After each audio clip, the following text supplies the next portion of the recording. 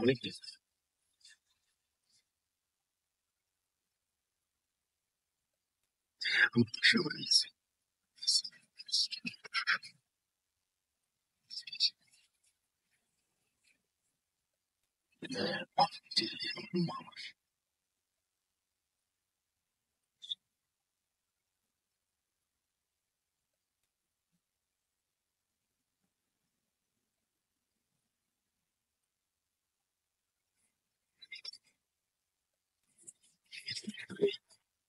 লেকের উল্টো দিকে রয়েছে একটি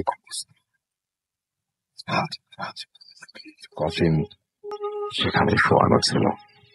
মামার বাসার জানালা দিয়ে গ্রেভ যে গ্রেভিয়ারটা ছিল সেটা স্পষ্ট দেখা যেত। এমনকি মামার বিছানা থেকেও দূর থেকে দেখলেও বোঝা যায় জায়গাটা ভীষণ নির্জন, গা জমজমে। কিন্তু মামা নির্জন পরিবেশ খুব ভালোবাসতেন এবং বেশিরভাগ সময় একাই কাটাতেন। একদিন রাতের বেলা আনুমানিক 11টা-12টার দিকে মামা হাঁটতে হাঁটতে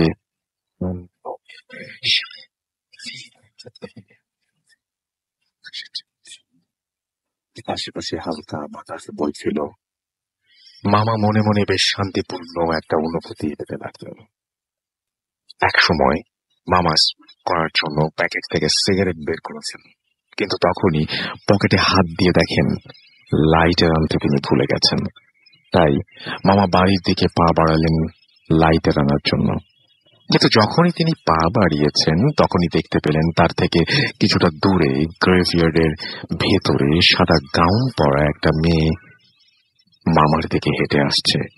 মামা মেয়েটাকে দেখে ভাবলেন হয়তো আশেপাশের কোনো বাড়ি থেকে সে হাঁটতে হাঁটতে এদিকটা এসেছে। মেয়েটা মামার কাছে এসেই মামাকে তাদের ভাষায় বলল,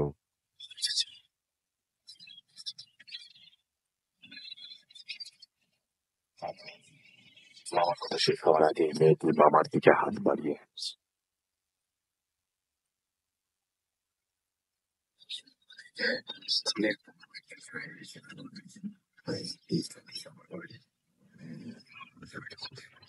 নিলেন। মামার সাথে মেয়েটি অনেকক্ষণ কথা হয়। এভাবে গল্প করতে করতে মামার সাথে রিয়ানার ভালো বন্ধুত্ব হয়ে যায়। এক পর্যায়ে রিয়ানা মামাকে বলে আজ তার জন্মদিন এবং মামাকে তার জন্মদিনের পার্টিতে তার সাথে যাওয়ার জন্য আমন্ত্রণ জানান। মামা প্রথমে তার সাথে যেতে রাজি না হলেও পরে তিনি রিয়ানার সাথে হাঁটতে লাগলেন রিয়ানার বাড়ির দিকে। রিয়ানা মামা থেকে এক কদম পিছিয়ে হাঁটছিল। হঠাৎ মামা খেয়াল করলেন তিনি কবরস্থানের ঠিক মাঝ বরাবর হাঁটছেন। দুপাশে সারি সারি কবর স্পষ্ট দেখা যাচ্ছে চাঁদের আলোয়। একটা সময় তার মনে হলো তিনি একাই হেঁটে চলেছেন।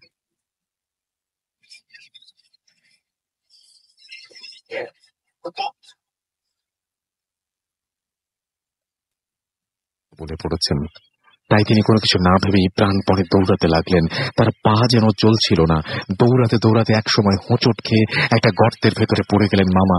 সেটি ছিল একটি ভাঙা কবর। চাঁদের আলোয় মামা দেখলেন তিনি একটা ভাঙা কবর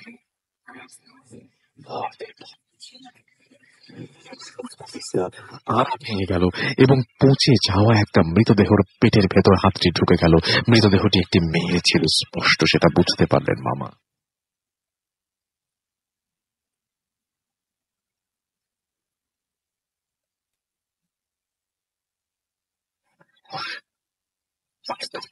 আসছিল মামা খুব প্রাণ করতে লাগলেন, কিন্তু তার গলা দিয়ে কোনো আওয়াজ বের হচ্ছিল না। একসময় মামা ইট সিমেন্টের তৈরি একটা শক্ত কিছুর ওপর ভর দিয়ে কবর থেকে উঠতে যাবেন। ঠিক তখনই মামা অনুভব করলেন কেউ তার পা টেনে ধরেছেন। মামা তাকিয়ে দেখলেন সেই মাংস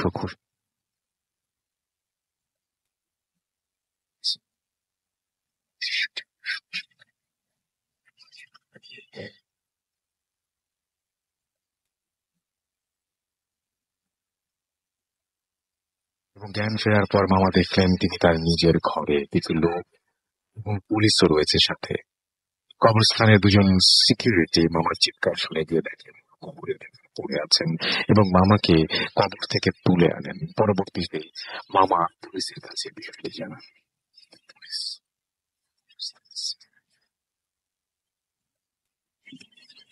যায় এবং মামা যে খবরে পড়েছিলেন তার সামনে তারা গিয়ে পৌঁছায় কম্পিউটার কাছে। মামা একটি পাথরের সাইন বোর্ডে লেখা, খোদাই করে লেখা, রিয়ানা স্মিথ 1985 to 2005। পরে জানতে পারলেন কবরস্থানটি সবসময় তালা বন্ধ থাকে। মামাকে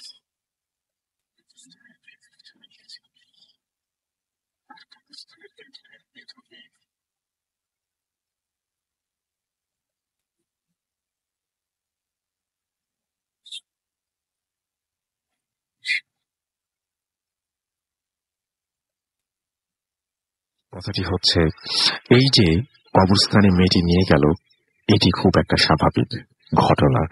এরকম ধরনের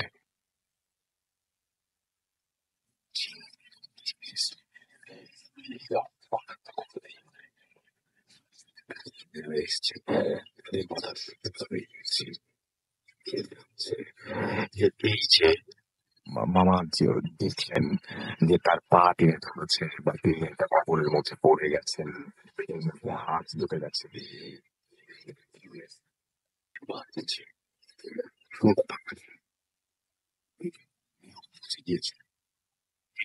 হাত চলে গিয়েছিল, সে কারণেই সব ঠিক আছে।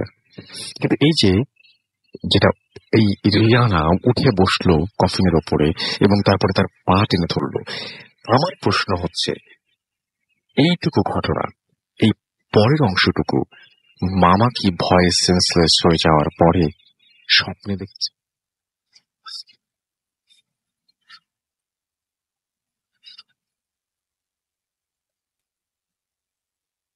এই প্রশ্নের উত্তর দিবেন আপনারা, কারণ আপনারা, আমি বিশ্বাস করি, আমার চাইতে অনেক বেশি জানেন। আমি শুধুমাত্র আপনাদের জানা, আপনাদের লেখা, আপনাদের বলা ঘটনাগুলো সবার সাথে শেয়ার করি।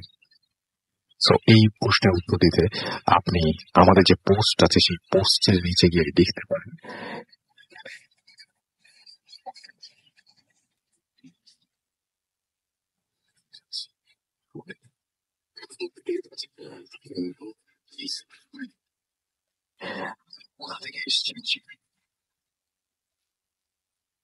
যে আবু জাফর মোহাম্মদ সালেহ, আমি রাষ্ট্রায়ত্ত প্রতিষ্ঠান সাধারণ কর্পোরেশন থেকে এসেছি।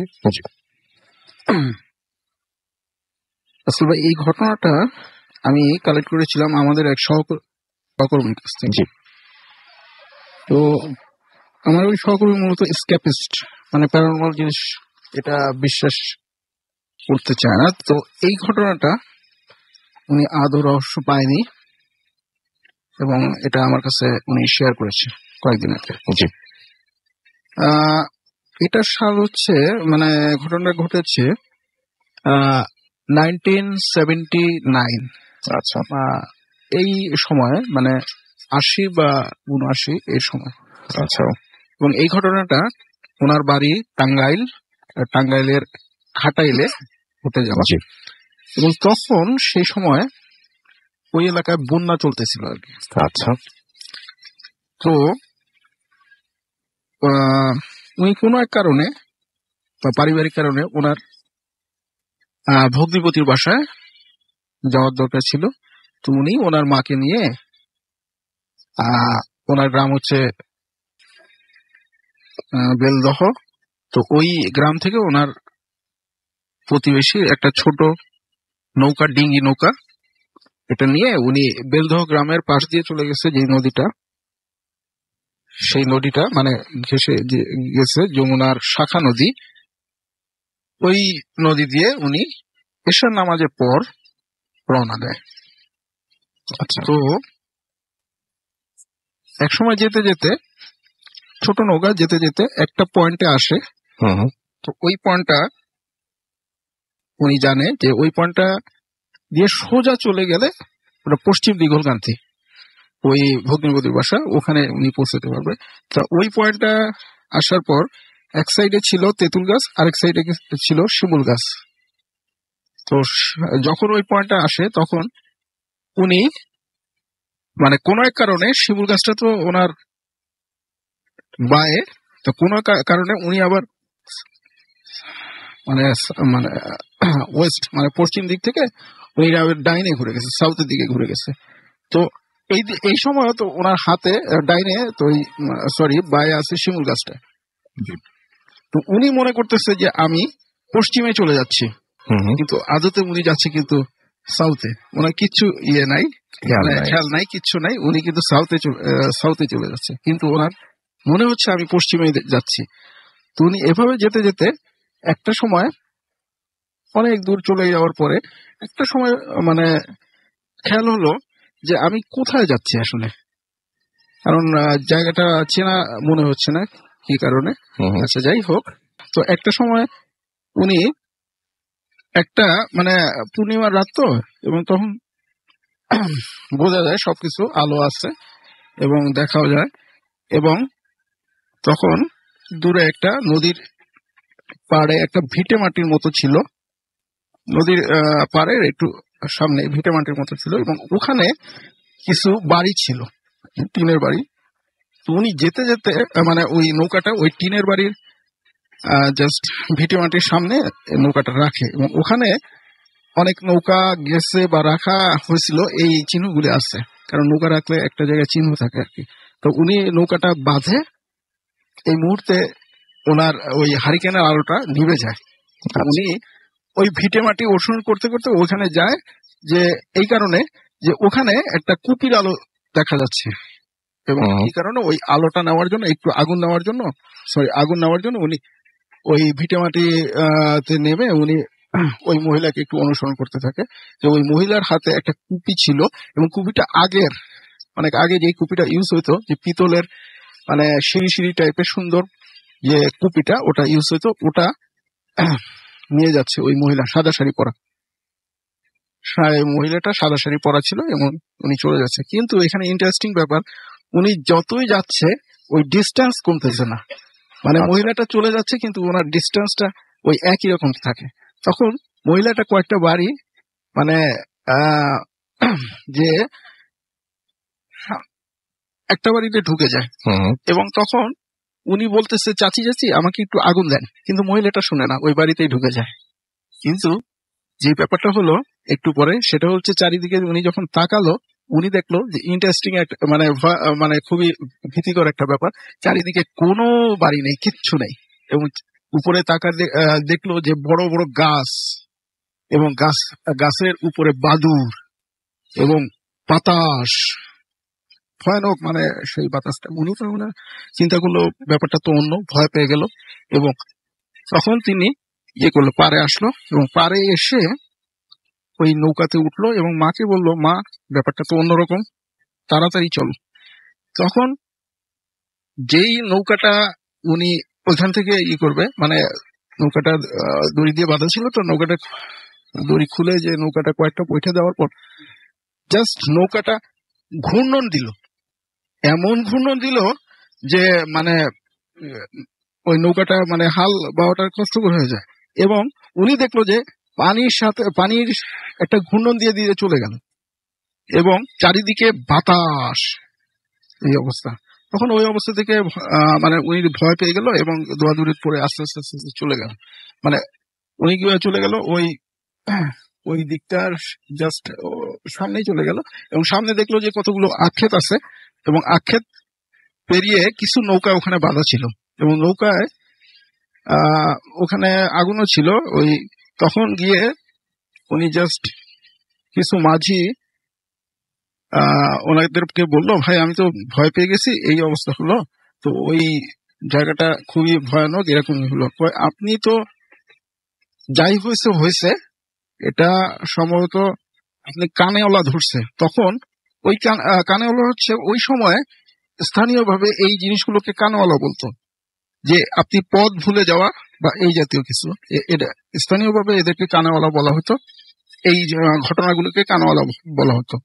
তখন বলছে, আপনি আপনার লুঙ্গিটা উল্টো করে পরেন এবং আস্তে দিয়ে সামনে দিয়ে চলে যান, সামনে দিয়ে চলে যে আপনি আবার ডাইন দিকে ঘুরবেন, ঘুরে আপনি আবার পশ্চিমে চলে যাবেন, এটাই বলবো।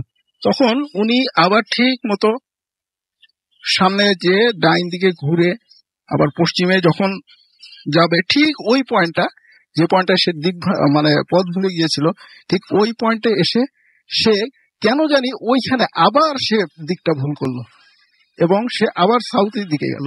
কিন্তু এইবার ওনার মনে হলো আমি তো আবার দিক ভুল করছি, কারণ তার বাঁ দিকে আছে সেই তেঁতুল গাছটা, এবং উনি মনে করলো যে আমি পশ্চিমে যাচ্ছি, কিন্তু আদতে সে সাউথে যাচ্ছে। কিন্তু এইদিকে সে আগেই খেয়াল করলো এবং ডাইনে উনি যখন যাওয়ার একটু পরে ডাইনে যখন তাকালো, তখন নদীর পাড়ে একটা দেখে প্রাচীন একটা বা পুরাতন একটা বিল্ডিং, এবং ওই বিল্ডিং সম্ভবত ওটা একটা পুরাতন অফিস এবং ভূমি অফিস, সাধারণত এটাকে ভাষা বাড়ি বলে, জমিদার কাছারি বাড়ি। ওখানে গেল উনি, এবং উনি যাওয়ার পরে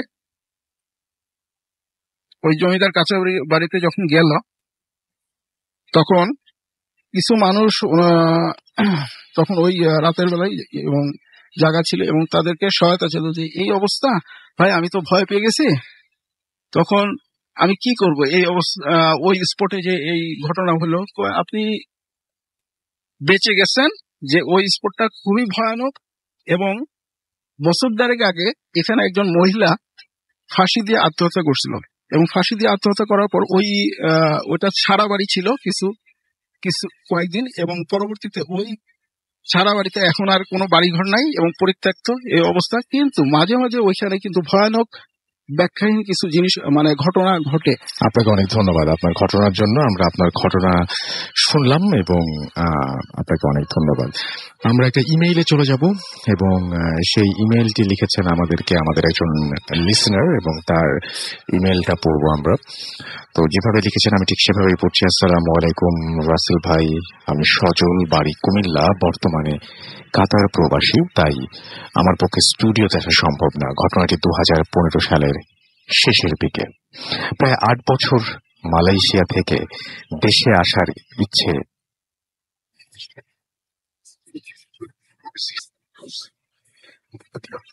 সাথে হাতে কলমে শেখার জন্য একটা ফার্মেসিতেও আমি যোগ দিলাম। তো যার কাছে আমি শিখতাম তিনি ডাক্তার নন, তবে তার যশ ভালো থাকার কারণে ডাক্তার। তো একদিন কথায় কথায় তিনি বলেন, জানো চিকিৎসা বিজ্ঞানের শুরুর দিকে আমেরিকায় এক ডাক্তার ছিল তার। তো রাতে সেই ডাক্তার সারা রাত চেম্বারে দরজা বন্ধ করে একলা সময় কাটাতো। এ সময় সে তার সাথে কাউকে রাখতো না, এমনকি স্ত্রীকেও না। ডাক্তার সাহেব তার চেম্বারে সারা রাত কি করেন তা জানার জন্য সহকারী চেম্বারের দেয়ালে একটা ছিদ্র করে, যা সাধারণভাবে চোখে পড়ে না। রাতে ডাক্তার চেম্বারে প্রবেশ করার কিছুক্ষণ পর সহকারী ছিদ্রে চোখ রাখে এবং চেম্বারের ভেতরে সামান্য পরিমাণ আলোতে দেখতে পায় ডাক্তার সাহেব তার চেয়ারে বসে কথা বলছেন। তার আশেপাশে অনেক লোক, সামনে পেছনে ডানে বামে পুরো চেম্বার জুড়ে লোক গিজগিজ করছে। সামান্য পরিমাণ জায়গা খালি নেই, তাই সবাই সহকারীর দিকে তাকিয়ে আছে। এদের মধ্যে 3-4 জনকে তিনি চিনতে পারেন, যারা মাসখানেক আগে ডাক্তার সাহেবের কাছে মারা যায়। আমরা সারাদিন বিভিন্ন গল্প করি, তাই তখন কোনো প্রতিক্রিয়া হয়নি। সন্ধ্যা নামতেই ভয় শুরু হয়ে গেল। তো প্রতিদিনের মতো ডাক্তার আঙ্কেল 8টা বেজে চলে গেলেন, 8টা বাজতেই চলে গেলেন এবং আমি যাব 10টার দিকে। গ্রামের এলাকা লোকজন নেই বললেই চলে, মাঝে মাঝে 2-1 জন হাজির হয়। ক্যাশ ক্লোজিং করতে করতে সেদিন 10:30টা বেজে যায়। আমি দোকান বন্ধ করছি কি এমন সময় এক লোক হন্তদন্ত হয়ে ছুটে এলো, ডাক্তার সাহেব তাড়াতাড়ি চলেন, আমার স্ত্রীর অবস্থা খুব খারাপ। লোকটার পরনে লুঙ্গি আর গেঞ্জি, এমনিতে অনেক রাত, তার উপর আমি ডাক্তারও না, তাই কি করব বুঝতে পারছিলাম না। ডাক্তার আঙ্কেলকে কল করলাম, কিন্তু তার নাম্বারও বন্ধ। শেষ পর্যন্ত নিজেই ব্যাগ হাতে রওনা হলাম। লোকটি যেই রাস্তা দিয়ে যাচ্ছে তা আমার পরিচিত, এই রাস্তা দিয়েই আমার নানা বাড়ি যেতে হয়। কিছু দূর যাওয়ার পর লোকটা যে বাড়িতে থামলো সেটাও আমার পরিচিত। বাড়ির একদিকে বেশ কিছু কবর, আমরা স্থানটিকে কবরস্থান বলেই জানি, কিন্তু এই বাড়িতে কেউ থাকে বলে জানতাম না, তাই অবাক হলাম। লোকটার পেছন পেছন ঢুকলাম। আমি ভালো মতো দেখলাম একটা পুরাতন চৌকির ওপর একজন মহিলা অচেতন হয়ে পড়ে আছে। বয়স 30 থেকে 32 হবে। গায়ের রং কালচে শ্যামলা আর খুবই শুকনা। এরকমের একটা ঘর খুব বড় না হলেও সারা বাড়িতে আর কোনো জিনিসপত্র না থাকায় খুব বড় মনে হচ্ছিল। মহিলার পাশে একটা কুপি জ্বলছে, সেটা লাল আলোতে অন্ধকার আরো বেশি মনে হচ্ছিল। আমি মহিলার পাশে তার বসে তার নার্ভ চেক করতে লাগলাম, কিন্তু কোনো স্পন্দন পেলাম না। হাতে বুকে কোথাও স্পন্দন নেই। ধারণা করলাম যে মারা গেছেন উনি। কথাটা ওনার স্বামীকে বলার জন্য পেছন ফিরব, এমন সময় মহিলা আমার হাত ধরে ফেললো, চিৎকার করে বলতে লাগলো, আসলেন, আমার জীবনের কি দাম নেই, বলেই আবার পড়ে গেল। আমি বেশ চমকে উঠলাম, তখনও ভয় পাইনি, কারণ মেডিকেল সায়েন্সে এই ধরনের ঘটনা আগেও ঘটেছে। অর্থাৎ রোগীর নার্ভ এতটা দুর্বল হয়ে যায় যে অনেক অভিজ্ঞ ডাক্তারও অনেক সময় মৃত ভেবে থাকেন, প্রথম ভাবে সন্দেহ প্রকাশ করেন। আমি তার স্বামীকে পানি আনতে বলার জন্য পিছনে ফিরলাম। এবার আরো অবাক হলাম, কারণ লোকটা সেখানে নেই। ঘুরে আবার মহিলার দিকে ফিরলাম। এবার সবচেয়ে বড় ধাক্কাটা খেলাম, কারণ চৌকির ওপরে কিছু নেই, না মহিলা না কুপি। প্রচন্ড ভয় পেয়ে গেলাম আমি, ভীষণভাবে ঘামতে থাকলাম। অন্ধকার রুমের ভেতরে আমি একা। লাফ দিয়ে উঠে দাঁড়ালাম, কিন্তু দরজা পর্যন্ত যাওয়ার সাহস হচ্ছে না। এভাবে কতক্ষণ গেল জানি না। হঠাৎ দরজায় কারো আওয়াজ পাওয়া গেল। একজন বয়স্ক লোক হারিকেন হাতে আমাকে জিজ্ঞেস করলেন, এই ঘর তো কেউ আসে না, তুমি এখানে কি করো? একটু আগের ঘটনা, আমি কখনো তা আমার মুখে আসছিল না। তিনি আবারও বললেন, আসো, তোমাকে দিয়ে আসি। আমি ব্যাগ হাতে চুপচাপ তার পেছন পেছন চলতে লাগলাম। এত রাতে উনিই বা একলা এখানে কি করছেন তা একবারও মনে হয়নি। প্রায় ঘন্টাখানেক হাঁটার পর আমাদের বাড়ি পৌঁছালাম, তবে লোকটা বাড়িতে আসলো না। বাড়ির রাস্তায় পৌঁছে দিয়েই চলে গেল। এই ঘটনার পর আর ফার্মেসিতে বসার মতো সাহস আমার হয়নি, তাই আবার বাইরে চলে যাই। ওই দিন রাতে সেই বৃদ্ধ যদি না আসতো তাহলে কি যে হতো। এখনো সেই মহিলার চিৎকার মনে পড়ে। আমার জীবনের কি কোনো দাম নেই? এই ছিল আমার ঘটনা। ভালো লাগলে পড়ে শোনাবেন। তো এটাই পাঠিয়েছেন আমাদেরকে সজল, তার বাড়ি কুমিল্লায়। তিনি বর্তমানে কাতারে আছেন এবং আশা করছি সেখানে ভালোই আছেন, এবং এই মুহূর্তে হয়তো আমাদের ভিডিও শুনছেন।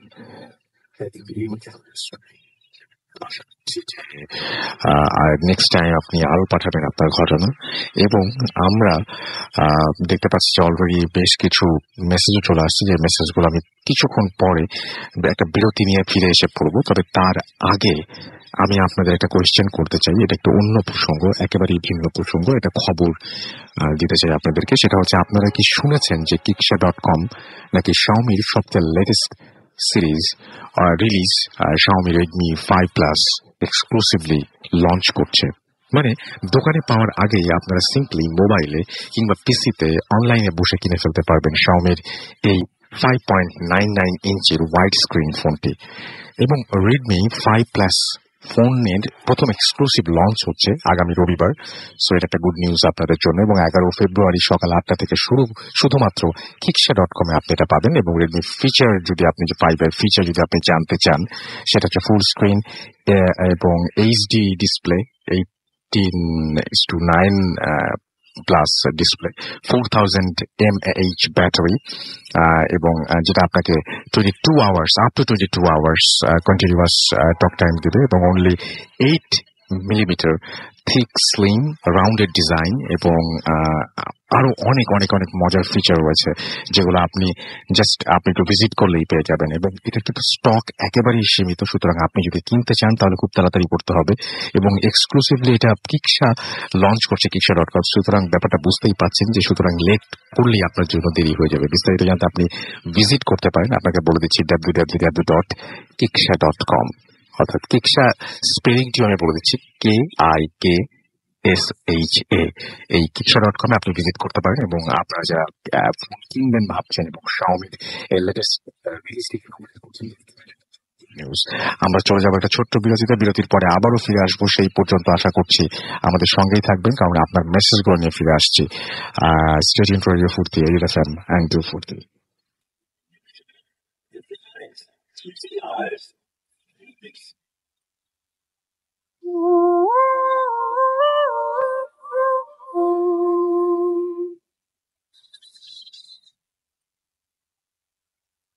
Welcome back. শুনছেন সবসময় রেডিও ফুর্তি, রেডিও এফএম। আমি রাসেল আছি সাথে, এবং চলছে ফুলতাতে, এবং ফুলতাসিমে ঠাকুরগাঁও থেকে আমাকে লিখেছে মেহেদী হাসান হিনানি আমাকে লিখছেন, জাহিদুল আলম আমাকে লিখছেন, জাভেদ আহমেদ লিখছেন সিলেট থেকে, এবং তিনি একটা অভিযোগ করেছেন যে তার মেসেজ কোনো সময় পড়া হয় না বা তা আপনার কাছে খুশি হয়েছেন। সিলভিয়া জাহান লিখেছেন যে মাই ফেভারিট শো।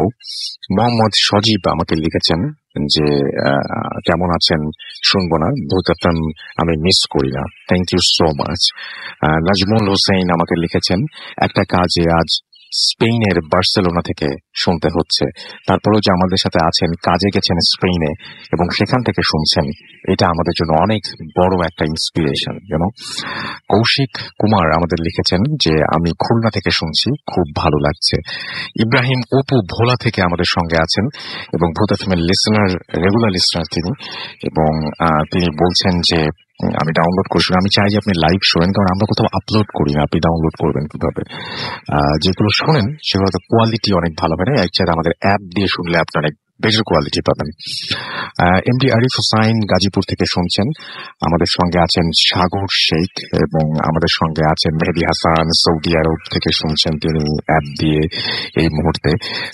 মীর মুক্তার আমাদের সঙ্গে আছেন, আমাদের সঙ্গে আছেন দেখতে পাচ্ছি এবি কাইয়ুম, দেবনাথ দে দীপু আমার সঙ্গে আছেন, গাজীপুর থেকে শুনছেন তিনি। নোয়াখালী থেকে শুনছেন এমডি রাব্বি। অ্যাংরি বার্ড আমাদের সঙ্গে আছেন, এবং তারও অভিযোগ যে তার মেসেজ পড়া হয় না, পড়ে জোসেফ রাকিব আমাদের সঙ্গে আছেন, আমাদের সঙ্গে আছেন হৃদয়, আরিয়ান হৃদয় আমাদের সঙ্গে আছেন, আমাদের সঙ্গে আছেন টনি, আমাদের সঙ্গে আছেন রিফাত রিচার্ড, নোয়াখালী থেকে শুনছেন তিনি। এছাড়াও আমাদের সঙ্গে আছেন মাসুম, এবং তিনি বলেন যে অবশেষে শুক্রবার আসলো, তিনি শুনছেন দোহা কাতার থেকে। Thank you so much for being with us, এবং আশা করছি পুরোটা সময় আমাদের সঙ্গে থাকবেন। হোসেন আহমেদ মোহন আছেন আমাদের সঙ্গে, জানাতুল কাউসার তাম্মি আছেন, তিনি লিখেছেন আরো ভয় পেতে চাই। আমি আচ্ছা, এমডি আলামিন হুসাইন আমাদের সাথে আছেন, এবং তিনি বলছেন যে আগের কথাটি তিনি বুঝতে পারেননি। আমাদের সঙ্গে মাহবুব মিশু আছেন, আমাদের সঙ্গে আছেন দেখতে পাচ্ছি। এছাড়াও রাজু আহমেদ আমাদের সঙ্গে আছেন, রাকিব চাঁদপুর থেকে শুনছেন তিনি। এছাড়াও আমাদের ভূত এফএম যে পেজটি রয়েছে সেই পেজেও আপনারা অনেকে লিখছেন, এবং সেই মেসেজ পড়ার মধ্যে কিছু মেসেজ না পড়লেই না, এখন পড়ে ফেলতে চাচ্ছি আমি।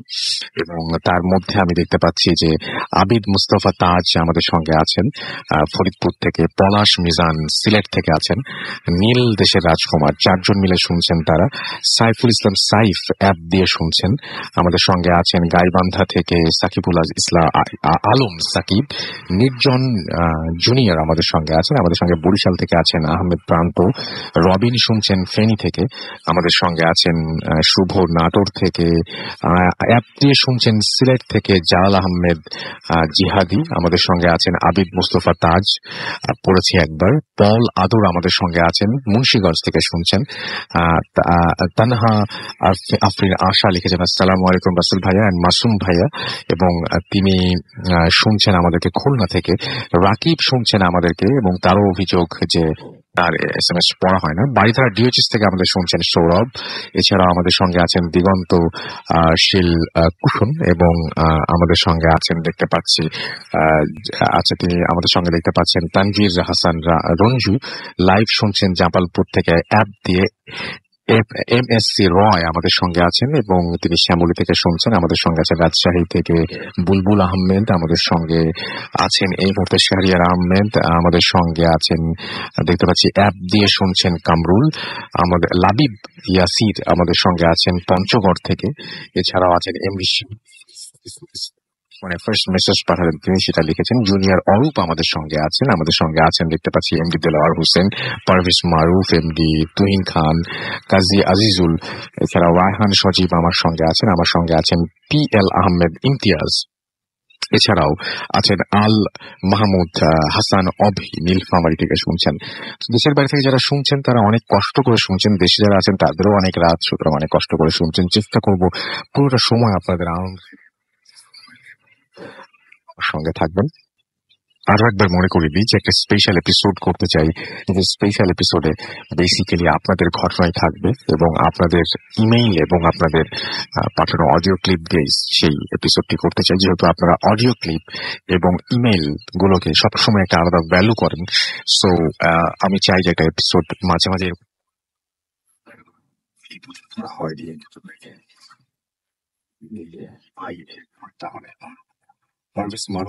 কাতার থেকে শুনছেন, কাতার থেকে অনেকে শুনছেন, কাতার থেকে আরো একটু আগে একটা ঘটনাও পড়লাম। সো কাতার থেকে আরো অনেক ঘটনা চাই এবং আশা করছি যে আমাদের মাঝে মাঝে অস্ট্রেলিয়া থেকে প্রচুর ঘটনা আসতো, এখন একটু অস্ট্রেলিয়া থেকে কম আসে, মিডল ইস্ট থেকে বেশি আসে, কানাডা থেকে আসতো, কানাডা থেকে একটু কম আসে এবং এখন দেখা যায় যে অন্য জায়গা থেকে আরো বেশি আসছে, ইন্ডিয়া থেকে বেশি আসে এখন আমাদের। এছাড়াও মানে বলছি আপনাদের অ্যাক্টিভ হতে, আমেরিকাতে যারা আছেন, ইউএসএতে যারা আছেন তাদেরকে বলবো, যারা সিঙ্গাপুর, মালদ্বীপ, সব জায়গায় যেখান থেকে প্রচুর আমি ইমেল সবসময় পেয়ে থাকি।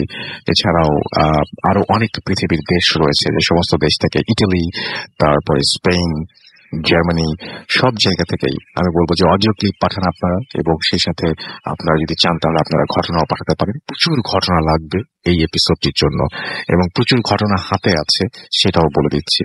তো আমাদের কি which is BHWTFM RADIOFORT.FM আপনার নাম, ঠিকানা এবং ফোন নাম্বার সহ আপনার জীবনে ঘটে যাওয়া সেরা ঘটনা লিখে পাঠিয়ে দিন আমাদের কাছে।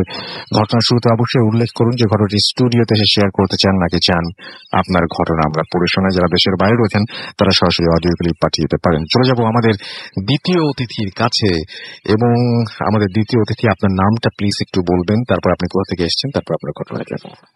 হ্যালো লিসেনার্স, আমি হাসিব, মিরপুর থেকে। আমি এখন যে ঘটনাটা শেয়ার করব মুন্সিগঞ্জ জেলার লোহজং থানায়, গ্রামের নাম নয়নাকান্দি। জি।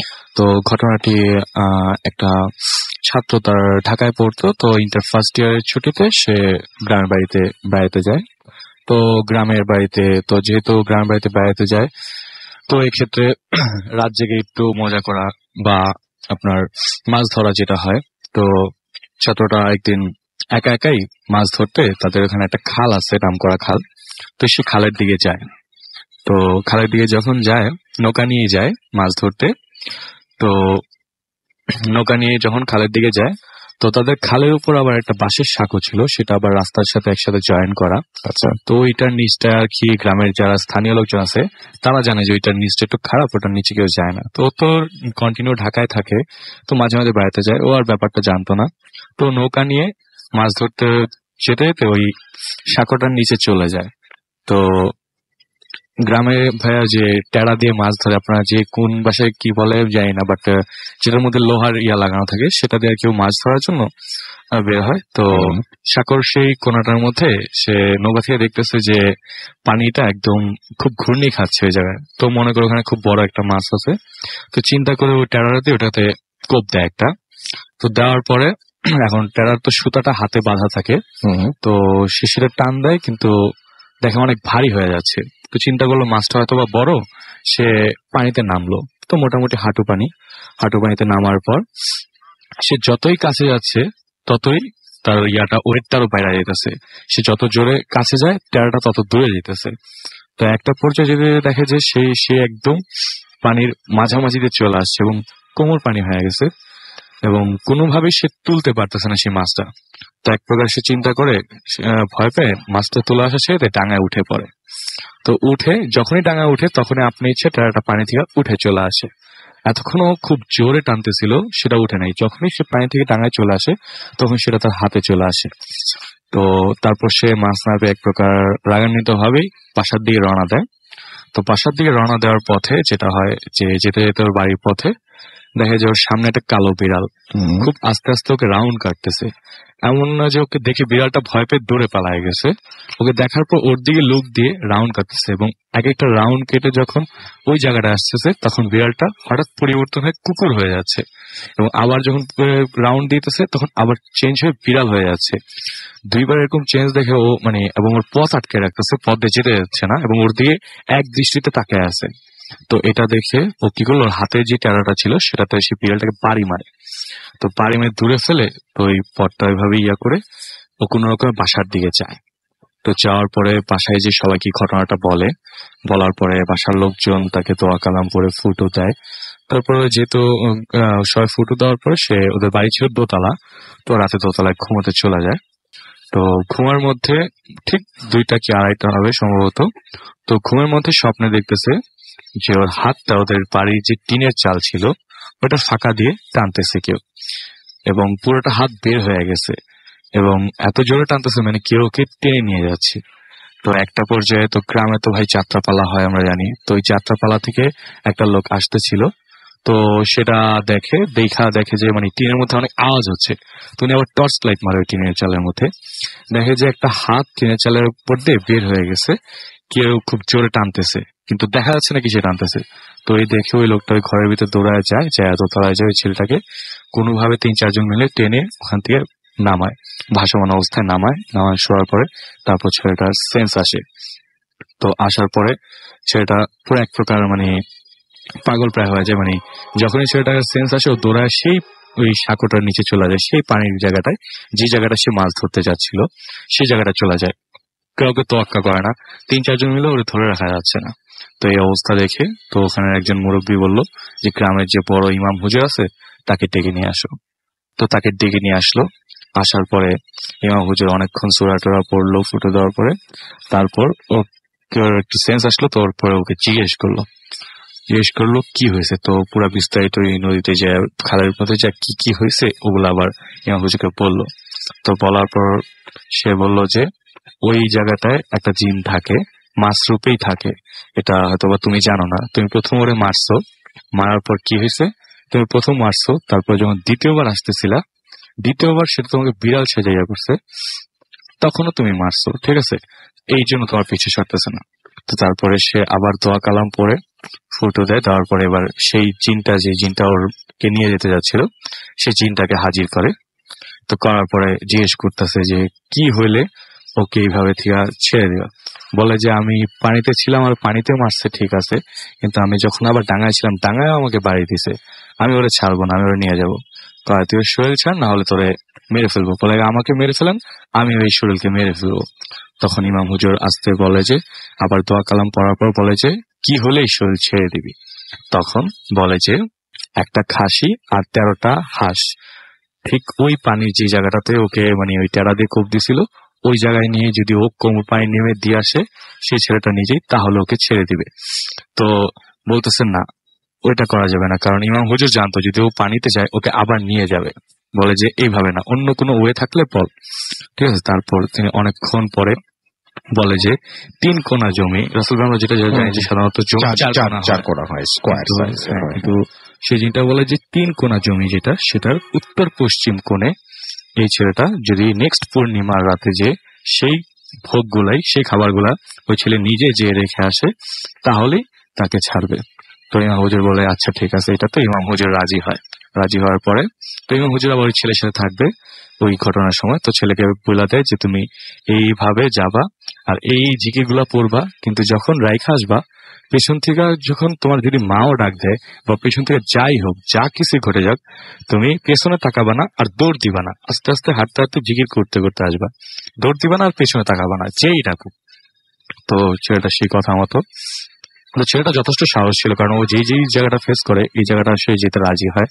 তো তারপরে সেই ভোগগুলা নিয়ে সে সেই পূর্ণিমার রাতে সেই 3 কোণা জমির উত্তর পশ্চিম পাড়ের দিকে যায়। ইমাম হুজুরের একাই যায়? হ্যাঁ একাই যায়। ইমাম হুজুর জমির একটু বাইরে থাকে, ওখান থেকে ওই জায়গাটাতে কেউ যেতে পারবে না। তো শুধু ইমাম হুজুর ওখান থেকে থাকে আর ওই জমির ভিতর ছেলেটা একাই ঢোকে।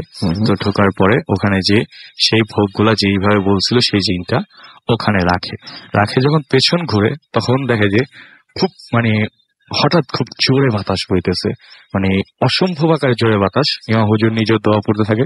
ছেলেটাকে যেভাবে বলা হয়েছে সে পেছনে তাকায় না, দৌড়ও দেয় না, আস্তে আস্তে জিকির করতে করতে ইমাম হুজুরের কাছাকাছি পর্যন্ত আসে।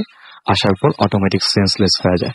তারপর তাকে বাসায় নিয়ে আসে। তারপর আল্লাহর রহমতে রাসূল ভাই ছেলেটা এখন সুস্থ আছে, প্রতিদিনের পর থেকে আর কোনো প্রবলেম হয়। ধন্যবাদ লিসেনার্স, এই ছিল আমার ঘটনা। Thank you so much. আপনাকে অনেক অনেক অনেক অনেক ধন্যবাদ। এই যে এই ধরনের এই যে ঘটনাটি বললেন উনি, এই ধরনের ঘটনা আমি জানি যে আপনারা হয়তো কাছাকাছি হলেও আগে শুনেছেন। তো এই যে ঘটনাগুলো বারবার ফিরে ফিরে আসে, তারপরেও মানে এত মানুষ যে এই ঘটনাগুলো ফেস করছে এবং এত মানুষ যেভাবে বলছেন, তার মানেটা কি? তার মানে এরকম ঘটনা ঘটতে পারে, আর যদি ঘটে তাহলে সেটা সমাধান কি, বা সেটার মানে সেটার পেছনে লজিক কি? লজিক দিয়ে সবকিছু জাজ করা যায় না, আমরা সবাই জানি যে লজিক দিয়ে সবকিছু জাজ করা যায় না। আপনি শুধুমাত্র যদি কাউকে জিজ্ঞেস করেন, আপনার এলাকায় এমন কাউকে না কাউকে পাবেন যে মাছ ধরতে গিয়ে তার সাথে এই ধরনের বা এরকম কাছাকাছি কোনো ভয়ঙ্কর ঘটনা ঘটেছে। আপনি খুব কমন একটা স্টোরি পাবেন যে মাছ ধরতে গেছে এবং মাছ ধরতে যাওয়ার পরে অন্য একজন তাকে ডেকে নিয়ে গেছে, এবং ডেকে নিয়ে যাওয়ার পরে তারপরে দেখে যে যত মাছ তুলছে তত মাছ তার ওই খোলের মধ্যে রাখছে, কিন্তু খোলের মধ্যে মাছ থাকছে না। এক সময় তাকে দেখে সে কাঁচা মাছ চাবি চাবি খাচ্ছে। এটা খুব কমন একটা ঘটনা।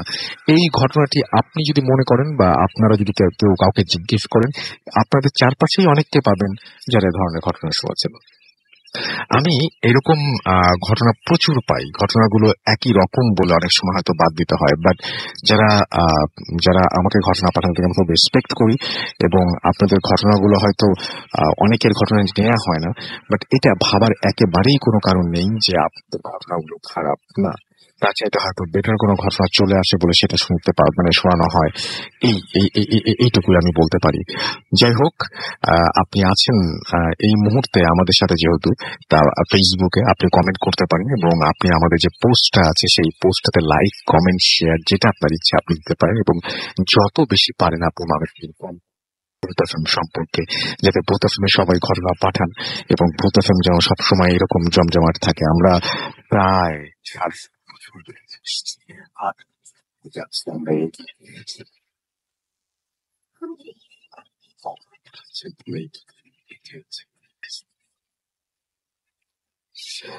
সেটাই আপনারা স্পেশালি চাই যে যারা দেশের বাইরে রয়েছেন, দেশের বাইরে মানে এটা একটা বিরাট মানে কিন্তু একেবারে কি বলবো যে মজার ব্যাপার যে আপনি আপনার ঘটনাগুলো ভূত এফএমে এসে আপনার দেশের সবার সাথে শেয়ার করতে পারছেন। শুধু দেশের না, বাংলাদেশের বাইরে যে সমস্ত ভাইরা আছেন আমাদের, এবং যারা বিভিন্ন জায়গায় অবস্থান করছেন, তাদের সাথেও আপনি শেয়ার করতে পারছেন। তো পাঠিয়ে দিন আপনার ঘটনা ভূত এফএম @fuርቲ.fm আপনার নাম, ঠিকানা এবং ফোন নাম্বার সহ, এবং ঘটনার শুরুতে প্লিজ একটু উল্লেখ করবেন যে ঘটনাটা আপনি স্টুডিওতে এসে শেয়ার করতে চান, নাকি আপনি চান আপনার ঘটনা আমরা পড়ে শুনে। যারা অনেকেই আছে স্টুডিওতে আসতে চান কিন্তু ফোন নাম্বারটা দেন না, যারা স্টুডিওতে আসবেন তাদের জন্য ফোন নাম্বার দেওয়াটা খুবই জরুরি, কারণ আমরা আপনাকে আপনার ঘটনাটা সিলেক্টেড হওয়া মাত্রই প্রথম যে কাজটি করবো সেটা হচ্ছে ফোন দিয়ে আপনাকে স্টুডিও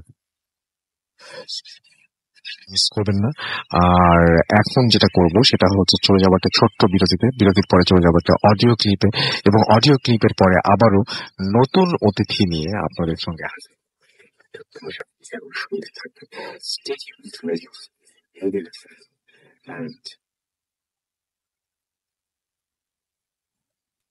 Right. Lives. Graphics.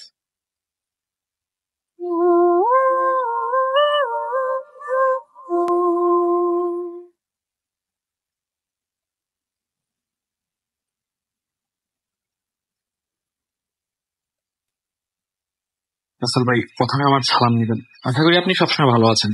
আর আপনার উপর ডিপেন্ড করে বুদ্ধবিহারের যত শ্রোতা আছে তাদের। ঘটনার আগে আমি আমার একটু নিজস্ব পরিচয় দিয়ে দিই। আমার বাসা হচ্ছে চাঁদপুর, যা ইলিশের জন্য বিখ্যাত। তো আমি আমার পরিবারের বড় ছেলে। পড়াশোনার সাথে আমাকে মালয়েশিয়া চলে যেতে হয়। সেখানে আমি মালয়েশিয়ার একটা স্টেট যেটা হচ্ছে জোহর বারু, সেখানে আমি জোহর বারু ইউনিভার্সিটিতে পড়াশোনা করি। তো পড়াশোনার পাশাপাশি আমাকে একটা জব করতে হয়, পার্ট টাইম জব। সেখানে আমি মোটামুটি জব করা শুরু করে দিই। যেই কোম্পানিতে জব করি ওই কোম্পানিটা মূলত ছিল ফুড কোম্পানি। তো আমি সেখানে মোটামুটি ভালো একটা স্যালারি পাই, প্লাস নাইটে জব করি। তো সেখানে আমার একটা কলিগের সাথে পরিচয় হয়। অনেক শ্রোতাই জানে যে মালয়েশিয়াতে বিশেষ করে মেয়েদেরকে কাকা বলে ডাকে, অর্থাৎ বোন। ওকে আমি কাকা বলে ডাকতাম। তো একদিন রাতে আমি কাকাকে বলি যে কাকা, আমার খুব খিদা লাগছে, আপনি যদি আমার জন্য কিছু খাবার আনেন আমার খুব উপকার হয়, আমার ভীষণ খিদা লাগছে। এর আগে একটা কথা বলে রাখি, আমার যে ফ্যাক্টরি, আমি ফ্যাক্টরির নামটা বলবো না, এটা মালয়েশিয়ার মধ্যে খুব বিখ্যাত একটা ফ্যাক্টরি। তো সেইখানে যেতে হলে 4 রাস্তার মোড় একটা জায়গা আছে, যেখানে আমি জব করার ওইখানে যখন জব করি বা জয়েন করব সেখানে আগে শুনি যে এখানে যতগুলো অ্যাক্সিডেন্ট হয়েছে গাড়ির দমড়ে মুচড়ে গেছে এবং আজ পর্যন্ত এখানে কেউ অ্যাক্সিডেন্ট হওয়ার পর মানে বাঁচেনি, মারা গেছে হয়তো 2-1 দিন বা সাথে সাথে এরকম হয়েছে। তো আমি কাকাকে সেদিন রাতে বলছিলাম, কাকা মানে আমার ওই বোনটাকে, আমার সাথে যে যা কাজ করে তাকে আমি বলছিলাম যে কাকা তুমি আমার জন্য কিছু খাবার নিয়ে আসো। তো কাকা গেছে আমার জন্য খাবার আনতে। সে কখন গেছে সেটা আমি জানি না, আমি কাজ করতেছিলাম। তো এইভাবে কাটতে কাটতে বোর হয়ে যায়, ও আর আসেনি। তা আমি ভাবছি হয়তো সে বাসায় চলে গেছে আমাকে না বলে। আর সে যে খাবার আনতে গেছে কিনা সেটাও আমার মূলত জানা ছিল না। ফজরের নামাজ আজান দিল, আমি নামাজ পড়তে গেলাম। নামাজ পড়তে গেলাম আমার ওই কোম্পানিতে, এখানে নামাজ পড়ার জায়গা আছে, সেখানে আমি নামাজ পড়লাম। নামাজ আদায় করে আমি যখন বাসায় ফিরবো 7:30টায়, তখন রাস্তার আমার অফিস থেকে ওই 4 রাস্তার মোড় একটু দূরে, 4 থেকে 5 মিনিটের রাস্তা হেঁটে গেলে, তো ওইখানেই শুনি যেখানে যাই দেখি কিছু গাড়ি, পুলিশের গাড়ি প্লাস আপনার ওই আমার কাকার যে গাড়িটা, সেই গাড়িটার মতো দেখা যায়। তো আমি হাঁটতে হাঁটতে গেলাম, অবভিয়াসলি ওই সময় একটু মোটামুটি বোর হয়ে গেছে। যে দেখি কাকার গাড়িটা ধুমড়ে মুচড়ে গেছে এবং একটা মেয়ের লাশ প্রথমে বুঝতে পারিনি, দেখি একটা ডেড বডি এবং এটাকে টেনে গাড়ি থেকে কেটে বের করতেছে, গাড়ি কেটে লাস্ট ডেড বডিটা বের করতেছে। আমি তাকে দেখে চিনতে পারলাম এবং আমি তার দেহ মানে তার গায়ের আমাদের কোম্পানির যেই ড্রেস ইউনিফর্ম যেটাকে বলে, আমি সেটা দেখে চিনতে পারছি এবং আমি পুলিশকে বলি যে উনি আমার সাথে জব করতো, প্লাস কাল রাতে তো উনি এই ঘটনা এখান দিয়ে আমার খাবার আনার জন্য গেছিল। পরে আমাকে ওই পুলিশের থানা যেতে হয়, মোটামুটি আমার কিছু ওখানে স্বাক্ষর করতে হয়, এভাবে চলে যায়। তো পরবর্তীতে আমার খুব কষ্ট লাগে এবং আমি খুব আপসেট ফিল করি, আমার জন্য খাবার আনতে গিয়ে আমার এই বোনটা মারা গেল। তো এইভাবে আমার কয়েকটা দিন যায়। ওইখান থেকে পরে আমি চলে আসি জোরবাড়ি থেকে। আমার পড়াশোনা প্রায় শেষের দিকে, ওই এখান থেকে ছেড়ে দিই, কোম্পানি থেকে জব ছেড়ে দিয়ে আমি আমার পড়াশোনায় বিশেষ করে মনোযোগ দিই, কারণ সামনে ফাইনাল ইয়ার। তো আমি পড়াশোনা করে সেখান থেকে চলে আসি। চলে আসার পর আমি ওই দেশে থাকা অবস্থা আমার কোনো প্রবলেম হয় না। প্রবলেম হয় যখন আমি দেশে আসি, যখন দেখা যায় আমি রাতে আমার যখন খিদা লাগে, যখন আমি খিদা লাগলে আমার ঘুম এসে যেত এবং স্বপ্নের মাঝে কেউ আমাকে এসে খাইয়ে দিত। কে আমাকে খাইয়ে দিত সেটা জানতাম না, এবং ঘুম থেকে উঠার পর আমার মুখে খাবার লেগে থাকতো। সেই আপনার মালয়েশিয়ার যেমন আমি পছন্দ করতাম মিনুম এবং আপনার আইস দিয়ে, যেটা মালয়েশিয়াতে যারা থাকে তারা মূলত এগুলো বুঝে। মিনুম হচ্ছে শরবত জাতীয় বা কেউ আইস দিয়ে এভাবে বিভিন্ন ধরনের। তারপর আমার মুখের মাঝে যে আঠা জাতীয় যে কিছু লিখে থাকতো এবং যা কিছু খেতাম আমার যেমন কেক, এই ধরনের কিছু খাবার। কিন্তু রাসেল ভাই আমি জানি বিষয়টা অবিশ্বাস্য হলো, এটাই সত্য যে আমি ঘুমের মাঝে আমি কি করে খেলাম বুঝতে পারলাম না। এভাবে আমার বেশ কয়েকদিন যেতে থাকলো। এর মাঝে আমি কয়েকটা কোম্পানিতে জবের জন্য বাংলাদেশ চেষ্টা করি। তো একদিন হঠাৎ করে আমি রাতের বেলায় শুয়ে থাকি, হঠাৎ করে কেন জানি ওই দিন আমার ওই কাকার কথা মনে পড়লো, আমার ওই বোনটির কথা মনে পড়লো।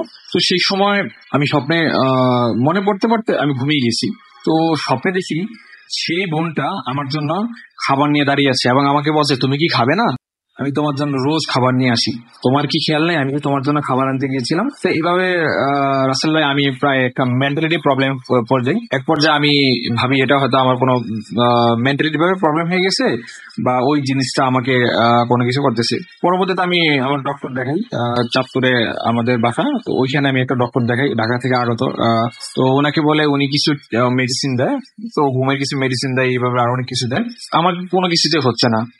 এর মাঝে আমি একটা কথা বলে রাখি, আমার আম্মু মূলত এই যে আমার আম্মুর শরীরের উপর বা জিন টিন এই ধরনের কোনো কিছু আছে আমার আম্মুর সাথে।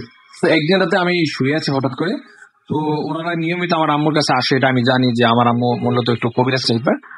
তো আমি একদিন রাতে শুয়ে আছি, রাত 2টা থেকে 2:30, এরকম সময় আমার আম্মু বলে, হাবিব এই হাবিব আমার আম্মু পাশের রুমে শুয়ে আছে। তো আমি সুন্দর রাসেল ভাই উঠে গেলাম, বললো আমাকে চিনতে পারছিস? আমি কে? আমি বললাম কি বলেন আম্মা আপনি? লাইট বন্ধ করো, আমি সব জ্বলে যাচ্ছি। তখন বুঝতে পারলাম যে আমার আম্মুর সাথের ওই যে জিনেরা হয়তো সর করছে। তো বললো আমরা কেন এসেছি তুমি কি জানো হাবিব? আমি বললাম হুজুর আমি তো জানি না, হুজুর কোনো কি সমস্যা কি হুজুর?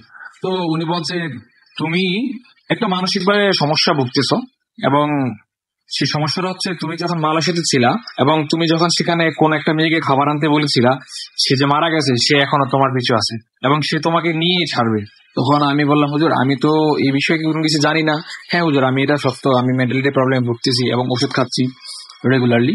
তখন তিনি আমাকে বললেন যে এটা থেকে মুক্তি পাওয়ার একটাই পথ, তুমি কাবা শরীফ যাও বা মদিনা শরীফ যাও, সেখানে জিয়ারত করো, উমরা করো, তার জন্য প্রার্থনা করো, এবং পরবর্তীতে তুমি এই সমস্যা থেকে সমাধান হয়ে যাবে।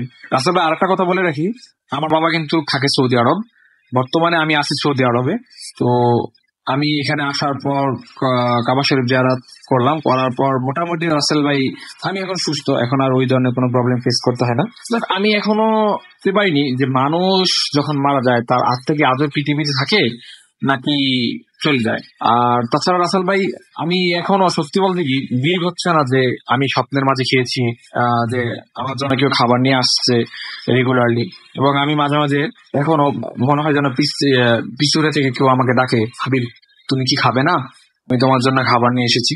রাসেল ভাই, কথাটা অনেকের কাছে গল্প গুজব হলেও বাস্তব ঘটনাটা সত্য, যেটা আমার সাথে হয়েছে, যা শুধু আমিই বুঝি। আর সে সাথে রইল সবার জন্য শুভেচ্ছা। সালাম আলাইকুম। ভূত FM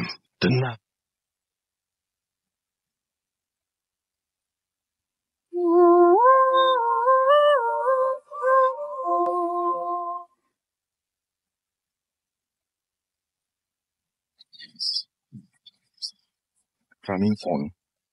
তো শুনছেন সবসময় রেডিও ফুর্তি FM, আমি রাসেল আছি, সাথে আমার সাথে রয়েছে মাসুম ভাই এবং আজকের অতিথিরা।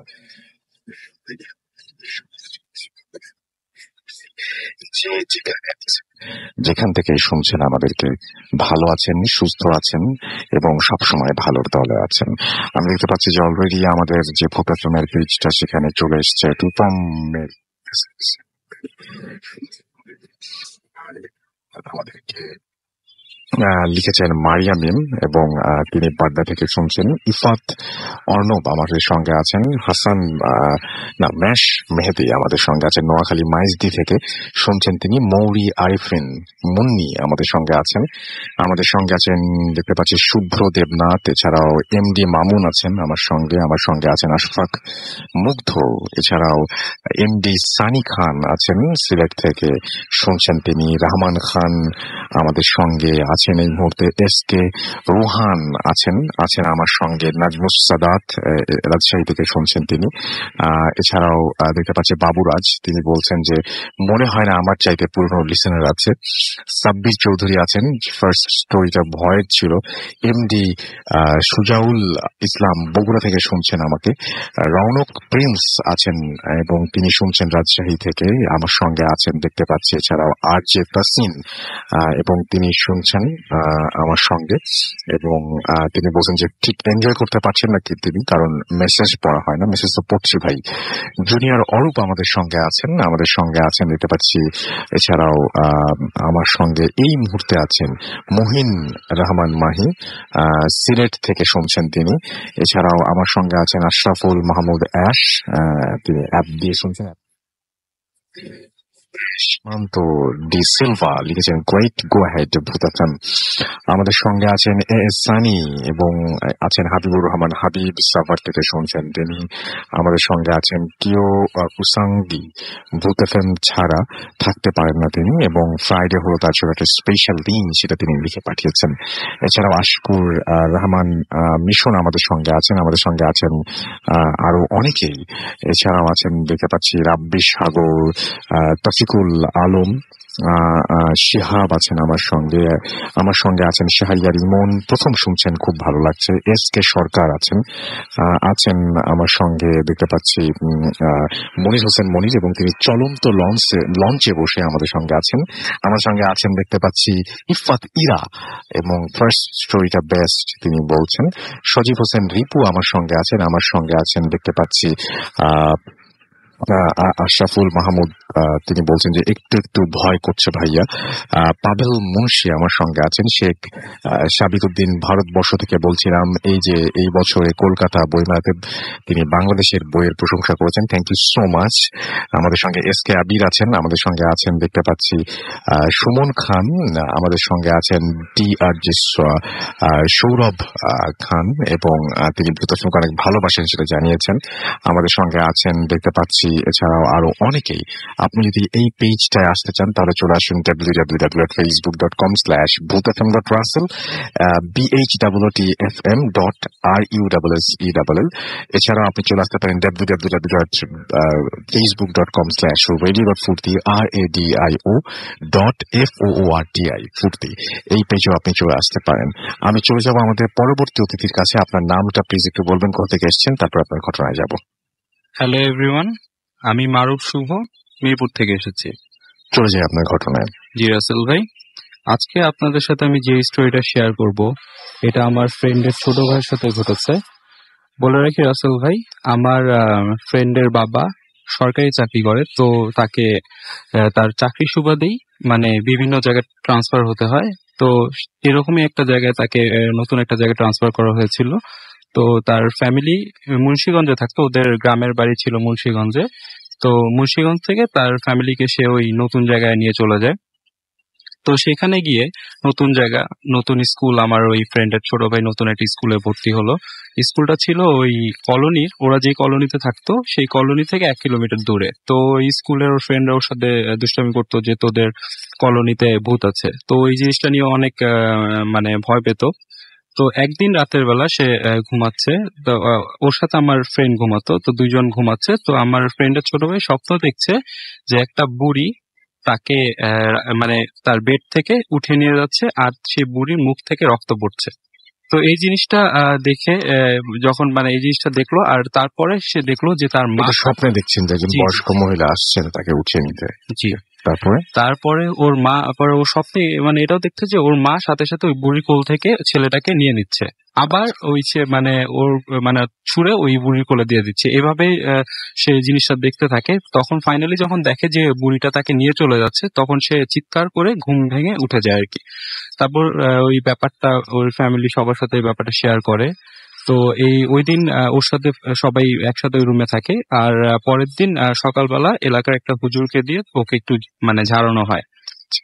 তো এই ব্যাপারটা তখন স্টপ হয়ে গেছিল রাসেল ভাই। তারপরে 6 বছর পরে আমার ফ্রেন্ড তখন দেশের বাইরে চলে যায়। ও তখন ক্লাস 8-এ পড়ে, আমার ফ্রেন্ডের ছোট ভাই। তো ওরা আবার মুন্সিগঞ্জে ব্যাক করে। তো এখানে যখন ব্যাক করলো, তখন ওরা ওর আব্বু মুন্সিগঞ্জে ওদের যে গ্রামের বাড়ি ওটা মানে পাকা করে বাড়িটা বানায় ওইখানে। তো ওদের বাড়ি থেকে কিছু দূর গেলেই মানে একটা পুরাতন জমিদার বাড়ি পড়ে। ওই জমিদার বাড়িটাকে সেন বাড়ি নামেই সবাই চেনে ওই এলাকায়। তো ও আমার ফ্রেন্ডের ছোট ভাই যেখানে পড়তে যেত রাসেল ভাই, সেইখানে মানে ওই জমিদার বাড়ির সামনে দিয়ে যেতে হতো আর কি। তো একদিন ওর ফ্রেন্ডের সাথে প্রত্যেকদিন পড়তে যেত। তো একদিন সে মানে পড়তে যাচ্ছে, তো ওর ফ্রেন্ডরা ওই দিন যাবে না ওর সাথে। তো একাই চলে গেল। তো ওর পড়া শেষ করতে করতে প্রায় রাত 10টার মতো বেজে যায়। তো ওর স্যার ওকে বলে যে তোমাকে কি বাসায় দিয়ে আসতে হবে। ও পরে জিনিসটা ওর একটু খারাপ লাগে, ও বলে না স্যার আমি একাই যেতে পারবো। এর জন্য ও একাই বের হয়ে যায়। তারপর ওর হাতে একটা টর্চ ছিল, তো ওই টর্চটা নিয়ে ও আসতেছিল রাসেল ভাই। তখন রোডের মধ্যে কোনো লোক নেই, হঠাৎ করে ও দেখতে পায় একটা লোক মানে সামনে দিয়েই মানে যাচ্ছে। তো ওই লোকটাকে দেখে ও একটু স্বস্তি পায়। তো ওই লোকটার পিছে পিছেই যাওয়া শুরু করে। তো আরেকটা রোড ছিল যে রোড দিয়ে ও বাসায় পৌঁছাতে পারতো, কিন্তু ওটা হচ্ছে ওই স্কুল হয়ে ঘুরে অনেক দূর ঘুরে যেতে হবে। এর জন্য ও শর্টকাট রোডটাই ইউজ করলো। তো ওই লোকটার সাথে যখন ও যাওয়া শুরু করলো, তখন ওই লোকটা যখন জমিদার বাড়ির সামনে গেল রাসেল ভাই, সেই জমিদার বাড়ির সামনে গিয়ে লোকটা কোন রোডে ঢুকলো ওই ঠিকভাবে ওটা খেয়াল করতে পারলো না। পরে ওই জমিদার বাড়িটা ক্রস করতেছে। তো জমিদার বাড়ির সামনে একটা আম গাছ ছিল। তো ওই আম গাছের নিচে মানে ওই আম গাছটা যখন ও ক্রস করতেছে, ও মনে হচ্ছে যে আম গাছের নিচে কেউ একজন বসে আছে আর তাকে হাত দিয়ে ইশারা দিয়ে ডাকছে। তো অন্ধকারে ফার্স্টে ব্যাপারটা ও খেয়াল করেনি। তো ওর হাতের মোবাইল টর্চটা যখন ও জ্বালালো, তখন ও ওই জিনিসটার উপরে যখন টর্চটা মারলো, দেখলো একটা বুড়ি ওই গাছের নিচে বসে আছে আর ওকে হাত দিয়ে ডাকছে। এই জিনিসটা দেখে আর বুড়ির মুখ দিয়ে রক্ত পড়ছে, এই ভয়ানক দৃশ্যটা দেখে ও এখান থেকে দৌড় দিয়ে ওর বাসায় ব্যাক করে। বাসায় এসে ও তখন চিন্তা করে যে এই জিনিসটাকে ও 6 বছর আগে ও স্বপ্নে দেখেছিল। ওর ফ্যামিলি সবার সাথে ব্যাপারটা শেয়ার করে। ওর বাসায় বলার পর তারা বেশি একটা ব্যাপারটা কেয়ার করে না, মনে করে যে ও এই জিনিসটা ঠিকভাবে মানে হ্যালুসিনেট করে ওই জিনিসটা দেখেছে আর কি, রাতের বেলা ভয়।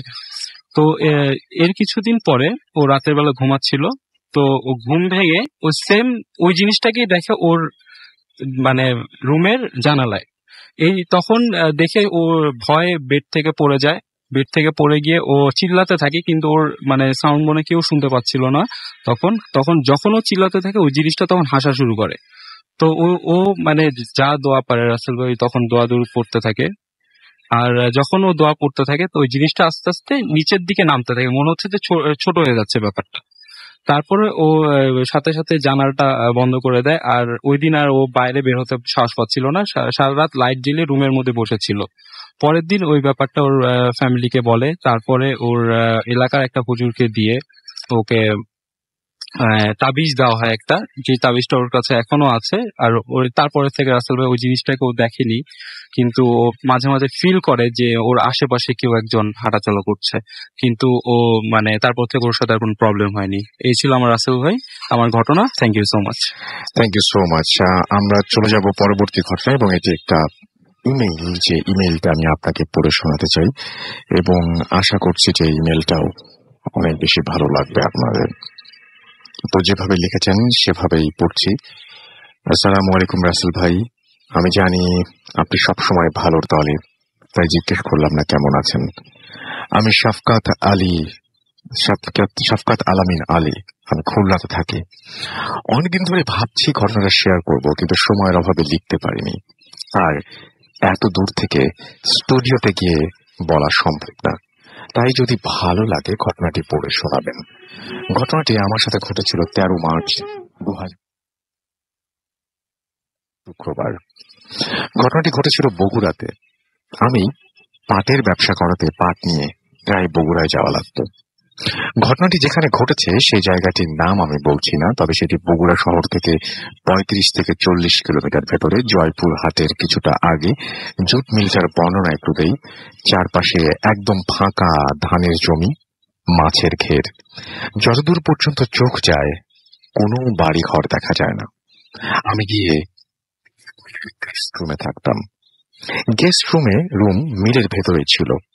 জুট মিলের সঙ্গে ছিল ইটের ভাটা, দুটোই এক মালিকের। মিলের মেশিন চলার কারণে শব্দ হচ্ছিল বলে ঘুম আসছিল না। তখন সময় প্রায় রাত 11:30টার বেশি হবে। আমি মিলের ভেতর থেকে বের হয়ে ইটের ভাটার দিকে গেলাম। ভাটাটা ছিল একদম অন্ধকার। শুধুমাত্র ভাটার ভেতরে, ভাটার অফিসের সামনে ছিল একটা বড় গাছ, এবং গাছটির চারপাশ ছিল ইট দিয়ে বাঁধানো। আমি গিয়ে সেই বাঁধানো গাছটির নিচে বসলাম এবং ফোনটা পকেট থেকে বের করে ফেসবুকিং করছিলাম। চারিদিক অন্ধকার, এবং মিলের ভেতরে মেশিন চলার শব্দ সহ পাশ থেকে ঝিঝি পোকার শব্দ শুনতে পাচ্ছিলাম। আমার কেমন যেন একটু ভয় লাগছিল। এজন্য আমি পকেট থেকে একটা সিগারেট বের করে ধরালাম। ভাবলাম সিগারেট শেষ করে গিয়ে শুয়ে পড়ব। তাছাড়া জুট মিলের ভেতর তো আর সিগারেট খাওয়া যাবে না। এই ভেবে সিগারেটের অর্ধেক শেষ করে আমি উঠে দাঁড়ালাম। ভাবলাম বাকি সিগারেটটা রাস্তা দিয়ে খেতে খেতে যাই। তাছাড়া আমার শরীরটা কেমন যেন ভার ভার লাগছিল। আমি 8 থেকে 10 পা সামনে এগুতে হঠাৎ শুনতে পেলাম কেউ আমাকে পেছন থেকে ডাকছে।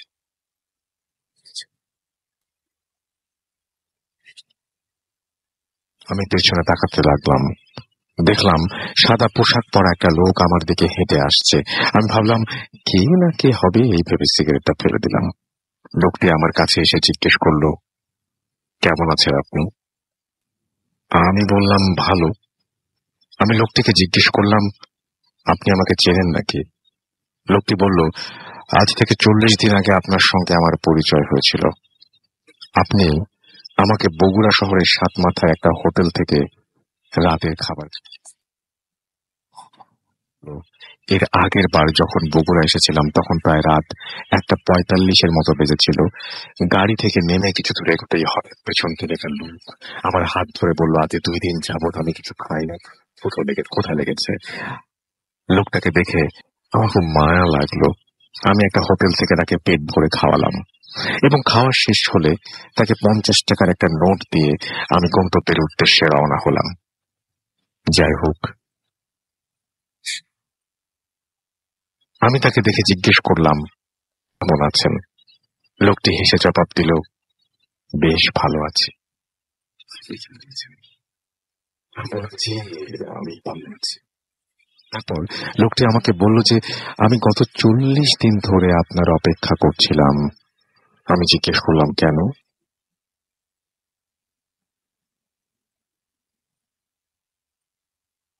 দেখতে ইচ্ছে করছিল আপনাকে, কিন্তু আপনার এত রাতে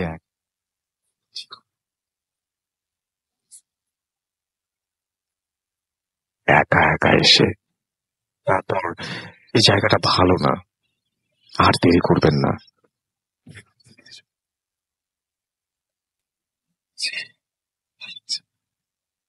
ছয় পা এগিয়ে কি মনে হতে পেছনে ফিরে তাকালাম। পেছনে তাকিয়ে আমি আশ্চর্য হয়ে গেলাম। 30 কি 45 সেকেন্ডের ব্যবধান।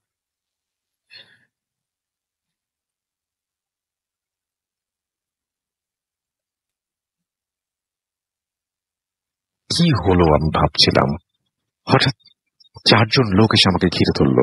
বলল কাছে যা আছে দিয়ে দিতে। 2 জন আমার 2 হাত ধরলো, আমার গলায় খুর ধরলো এবং আমার পকেট হাতড়াচ্ছিল। পকেট থেকে মানি ব্যাগ, মোবাইল বের করে নিল। আর একটা ফোন আমার বাম হাতে ছিল। ফোনটা আমি ছাড়তে চাচ্ছিলাম না বলে একজন আমার হাতে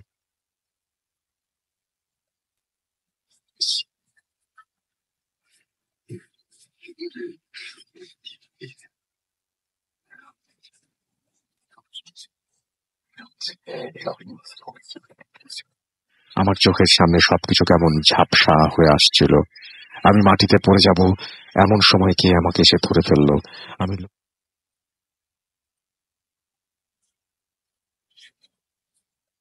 সেই লোকটি আমাকে ধরে রেখেছে। লোকটি আমাকে বলেছিলাম এত রাত্রে আপনার এখানে আসা ঠিক হয়নি। তারপর আমার আর কিছু মনে নেই। একটা সময় মনে হলো সেই লোকটি আমাকে বলছে আপনার মানি ব্যাগ আপনার বালিশের নিচে, আর মোবাইল 2টি।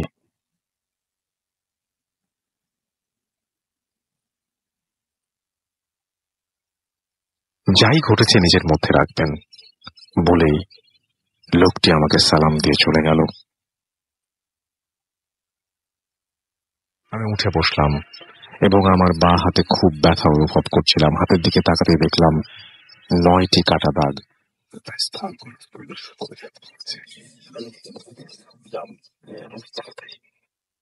করে গেস্ট রুম থেকে বের হয়ে সেই জায়গায় গেলাম যেখানে আমার হাতে ছিনতাইকারীরা হাত কেটে দিয়েছিল। সেই জায়গাটি তখন রক্তে ভিজেছিল। আমি মিলের সিকিউরিটি গার্ডকে জিজ্ঞেস করলাম রাতে আমাকে কেউ দিয়ে গিয়েছিল? উত্তরে সিকিউরিটি গার্ড যা বলল শুনে আমি একদম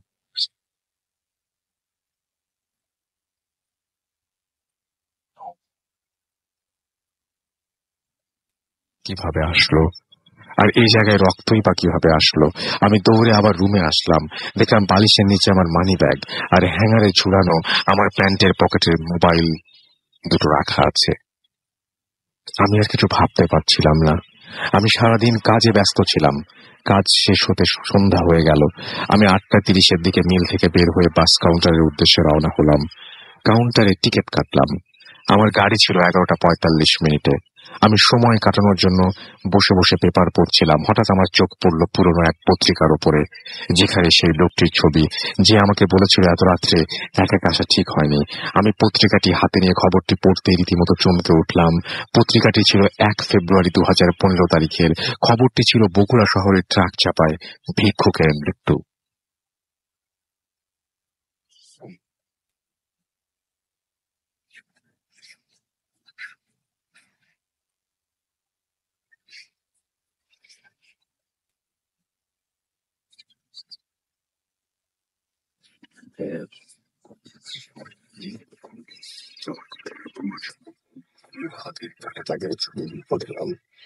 শফকাত, আলামিন আলী, সেইনহাটি, দিঘলিয়া, খুলনা।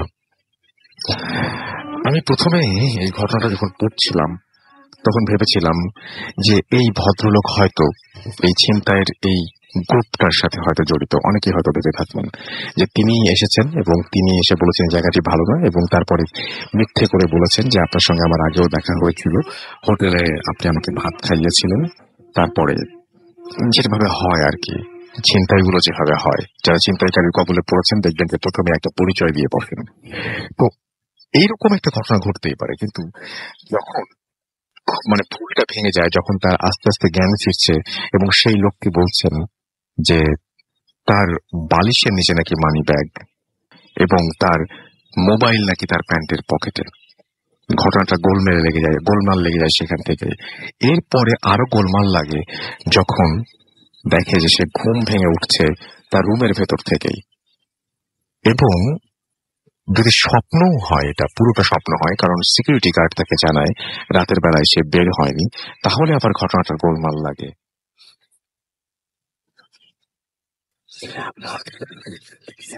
দিয়েছেন সেই ছবিগুলো আমি দেখেছি, এবং এই ঘটনাটা যদি আপনার সাথে সত্যি ঘটে থাকে এবং আপনি যদি সত্যি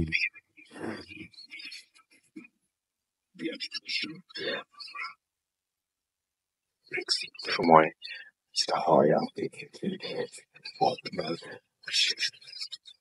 যতক্ষণ পর্যন্ত সেটা আমার নিজের সাথে না ঘটে। যখন আমার নিজের সাথে ঘটে তখন খুব একটা স্বাভাবিক ঘটনা আমাদের কাছে অস্বাভাবিক লাগে, মনে হয় যে আরে বাবা আমার সাথে এটা ঘটে গেল। সেই ঘটনাটা অন্য একজনের কাছে শুনলে হয়তো আপনি হাসির পাত্র হয়ে উঠতে পারেন, কেউ হয়তো বিশ্বাস করবে না, কেউ হয়তো বলবে যে আপনি মানসিক কোন সমস্যায় ভুগছেন ইত্যাদি ইত্যাদি। আপনি নিজের সাথে একা ঘরে আপনার ভয় লাগছে, আপনার মনে হচ্ছে এই ঘরের মধ্যে কেউ আছে, আপনি যদি এই 2 লাইন আমাকে লিখে পাঠিয়ে দেন তাহলে এটা যদি আমি কারোর সাথে শেয়ার করি তার হয়তো অতটা আপনার জায়গা থেকে দেখে আপনার জায়গাতে বসে ওটা অনুভব করাটা কষ্ট হবে। আপনি শুধুমাত্র জানেন যে আপনার ওই সময়টা কোথায় কেমন গেছে। আপনি হঠাৎ করে বাথরুমে ঢুকলেন, বাথরুমে ঢুকে আপনি দেখলেন যে আয়নায় আপনার ছায়া নেই। এই ব্যাপারটা সবার কাছে খুব অস্বাভাবিক লাগতে পারে, কিন্তু আপনি তো দেখেছেন যে আয়নায় আপনার ছায়া পড়েনি, বা আপনি তো দেখেছেন যে আপনার ভেন্টিলেটরে অন্য কারো মুখ, আপনি তো দেখেছেন যে আপনার পেছনে আয়নায় অন্য কারো ছায়া পড়ছে, বা আপনার চেহারাটা পুরোপুরি বদলে গেছে। এই সমস্ত ঘটনা কিন্তু অহরহই ঘটে। ভূত এফএম আপনারা শোনেন এবং ভূত এফএমে যারা আসেন তারা এই ধরনের ঘটনা অসংখ্যবার শেয়ার করেছেন আপনাদের সাথে। আল্লাহ সবচেয়ে ভালো জানেন যে ঘটনাগুলো কেন ঘটে, কি কারণে ঘটে, কেন এমন হয়। আমরা এই পৃথিবীর কতটা রহস্যই বা সমাধান করতে পারি। সব রহস্যের সমাধান করতে পারি না, তো কিছু কিছু রহস্য অমীমাংসিতই থেকে যায়। আমাদের সঙ্গে এই মুহূর্তে আছেন শাহরিয়ার আহমেদ শান্ত, এবং আমাদের সঙ্গে তিনি বলছেন যে 2 বছর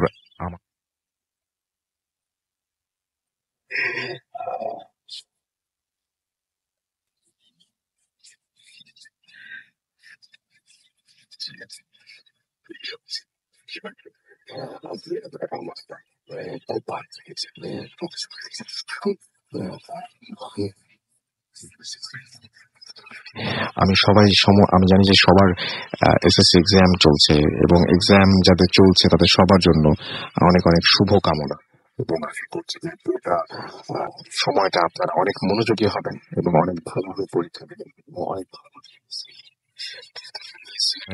যারা আছেন তাদের রেজাল্ট যেন একেবারে খারাপ না হয়। সবার জন্য অনেক অনেক শুভকামনা। এবং এই সময়টা ভূত এফএম অফ রাখলেও এমন কোনো কিছু যাবে আসবে না, আপনি তারপরে আবার শুনতে পারবেন পরীক্ষা শেষ করে, এবং আপনি ভূত এফএম আসতেও পারবেন। আমি একটা জিনিস করতে পারি যে এসএসসি এক্সাম যারা দিলেন তাদেরকে একটু প্রায়োরিটি দেব, তাদের ঘটনা একটু বেশি পড়বো এসএসসি এক্সামের পর লিখে পাঠালে, এবং তাদেরকে বেশি বেশি ভূত এফএমে আসার সুযোগ সৃষ্টি করা হবে। সো এটা একটা ভালো ব্যাপার যে আপনি এখন থেকে একটু কম শুনবেন, মানে একটু কম না, পড়াশোনা করবেন। সবচেয়ে ফার্স্ট প্রায়োরিটি হচ্ছে পড়াশোনা, স্টাডি করা, এবং তারপর যদি সময় পাওয়া যায় তাহলে ভূত এফএম।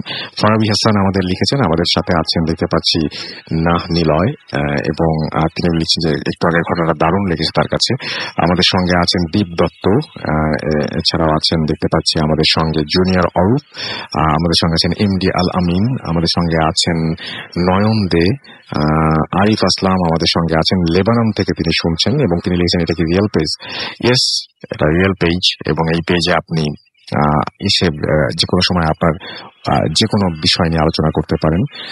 আমাদের সঙ্গে আছেন দেখতে পাচ্ছি জামিল এ চৌধুরী, তিনি বলছেন ওনার লোকেশন মোতাবেক জয়পুরহাটের কাছাকাছি সত্যি জুট মিল আছে হারওয়ের পাশে, এবং বিরাট একটা ধান ক্ষেত রয়েছে সেখানে। বাহ, চমৎকার। আমাদের সঙ্গে আছেন দেখতে পাচ্ছি ইয়াসির আরাফাত, এছাড়াও আছেন দেখতে পাচ্ছি রাজীব কাজীমুন মুনিয়া আমার সঙ্গে আছেন, এবং টিউন শুনলে তার ভয় লাগে সেটা তিনি জানিয়েছেন।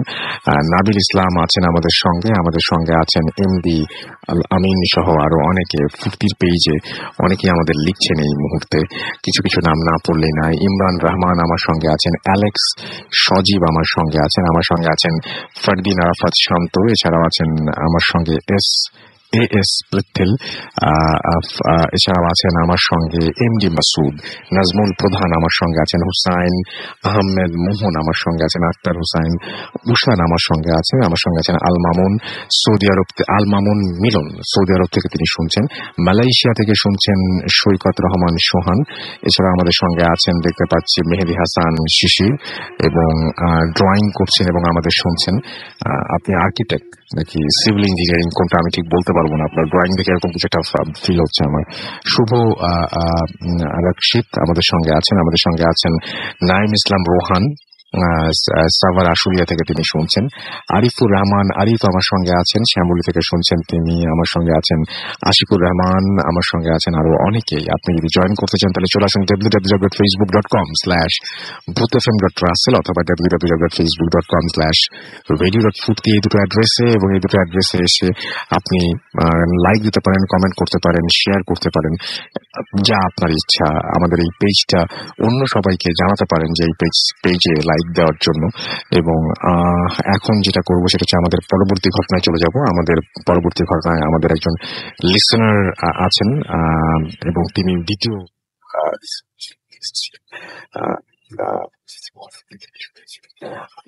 ফিরে যাচ্ছি। আপনার নামটা প্লিজ একটু বলে আপনার দ্বিতীয় ঘটনাটি বলবেন। হ্যালো লিসেনার্স, আমি হাসিব। তো আমি আমার সেকেন্ড ঘটনায় চলে যাচ্ছি রাসেল ভাই। ঘটনাটা সিরাজগঞ্জ জেলার তারাশে ঘটে। তো আমরা আমাদের এক ফ্রেন্ডের বোনের বিয়েতে 5টা ফ্রেন্ড ঢাকা থেকে যাওয়ার কথা ছিল। তো আমরা 5টা ফ্রেন্ডের মধ্যে আমরা 4টা ফ্রেন্ড মানে একসাথে ওর ফ্রেন্ডের বোনের বিয়ের আগের দিন রওনা হই। তো একটা ফ্রেন্ড আমাদের ঢাকায় রয়ে যায়, ওর একটা এক্সাম ছিল, তো গায়ে হলুদের দিন আসতে পারবে না, একবারে বিয়ের দিনই আসবে। তো আমরা অনেক রিকোয়েস্ট করি যে এক্সামটা বেশি পড়ে, তারপরে ওর মা বলে যে না যাওয়া যাবে না, ও একদিন পরেই যান। তো রাসেল ভাই আমরা 5 জনের মধ্যে 4 জন আগের দিন রওনা হয়ে সিরাজগঞ্জে চলে যাই। তো এর পরের দিন আমাদের ঢাকায় যে ফ্রেন্ডটা থেকে যায় তার আসার কথা আমাদের একদিন পরে। তো আমরা নর্মালি বিয়ে বাড়ি যেহেতু, যে এরপর ফ্রেশ ট্রেশ হয়ে সবাই একটা বিয়ের প্রস্তুতি শুরু ওইভাবে গ্রামের মধ্যে বের হই। তো সন্ধ্যার দিকে যখন আমরা বের হই, তো ঘুরতে বের হই, তো সেখানে যে ফ্রেন্ডের বাড়িতে যাই ওর সম্পর্কে একটা চাচা ছিল আমাদের বয়সী সেমেস, তো উনি আমাদের সাথে বের হয়। তো আমরা গ্রামের রাস্তা দিয়ে হাঁটতে হাঁটতে মোটামুটি চায়ের দোকান পাটের দিকে চলে যাই। তখন হঠাৎ রিক্সা থেকে আমাদের যে ফ্রেন্ডটা ঢাকায় ছিল, যে ফ্রেন্ডটা পরের দিন আসার কথা ছিল, ও রিক্সা থেকে নামে। তো নামার পরে দূর থেকে আমরা দেখি, তারপরে এর মধ্যে আমাদের একটা ফ্রেন্ড দেখে বলে ওই যে ও তো চলে আসছে। তারপর সবাই মিলে ওখানে যাই। তো যাওয়ার পর বলে কি তোর না কালকে আসার কথা ছিল। আর আসলে এখানে একটা ঘটনা বলে রাখি যে আমরা যেই 4 জন গেছি তার আগেও আমরা ওই আমাদের ওই ফ্রেন্ডের বাড়িতে আসি। শুধুমাত্র যে ফ্রেন্ডটা ঢাকায় ছিল ওই এবার ফার্স্ট ওইখানে আসে, তো জায়গাটা চিনতো না। তো তবুও এক প্রকার যখন মানে এমনি ফোনে লোকেশন জানছে, বাট কখনোই ওর সরাসরি আসে নাই। তো যখন আসছে তখন আমরা সবাই একটু স্বাভাবিক, কেউ ফ্রেন্ডের দেখছে একটু খুশি হয়ে গেছে, ব্যাপারটা এতটা সিরিয়াসলি নেয় না যে কি রে। তো এক থেকে জিজ্ঞেস করেছি তুই তো চিনতে না, কয় না নামছি, যেমন ঠিকানা দিচ্ছিস তো ওইভাবে আসছি। তো ভালো কথা। তো একটা চায়ের দোকানের ব্যাগটা রেখে আমরা বাড়ি দিয়ে যাই, আমরা সবাই একসাথে বের হয়ে পড়ি। তো মোটামুটি ওদিন চাঁদের আলো মোটামুটি আসছে, তো আমরা গ্রামের দিকে যেতে থাকি। তো ক্ষেতের আইল যেটাকে বলে ওই আইলের পথ ধরে আমরা হাঁটতে থাকি। তো এক প্রকার পেছন থেকে আমাদের যে সম্পর্কে চাচা ছিল যার কথা বলেছিলাম, সে হঠাৎ করে বলতে থাকে যে আমাকে বলে যে হাসিব একটু পেছনে আসো। তো হাঁটতে হাঁটতে একটু পেছনের দিকে আসলাম। তো সে আমাকে একটা জিনিস দেখাইলো যে আমরা 6 জন ওই আইল দিয়ে হাঁটতেছি। তো এর মধ্যে আমাদের 5 জনের ছায়া আছে, ঠিক আমাদের যে ফ্রেন্ডটা ঢাকা থেকে একটু আগে আসছে ওর ছায়াটা নেই। তো সেটা দেখার পরে এক প্রকার ফার্স্ট টাইম ওটা দেখি, তো দেখার পরে স্বাভাবিক একটু মনের মধ্যে ভয় ঢুকে তারপরে চিন্তা করি যে ব্যাপারটা কি, একটু বোঝার চেষ্টা করি।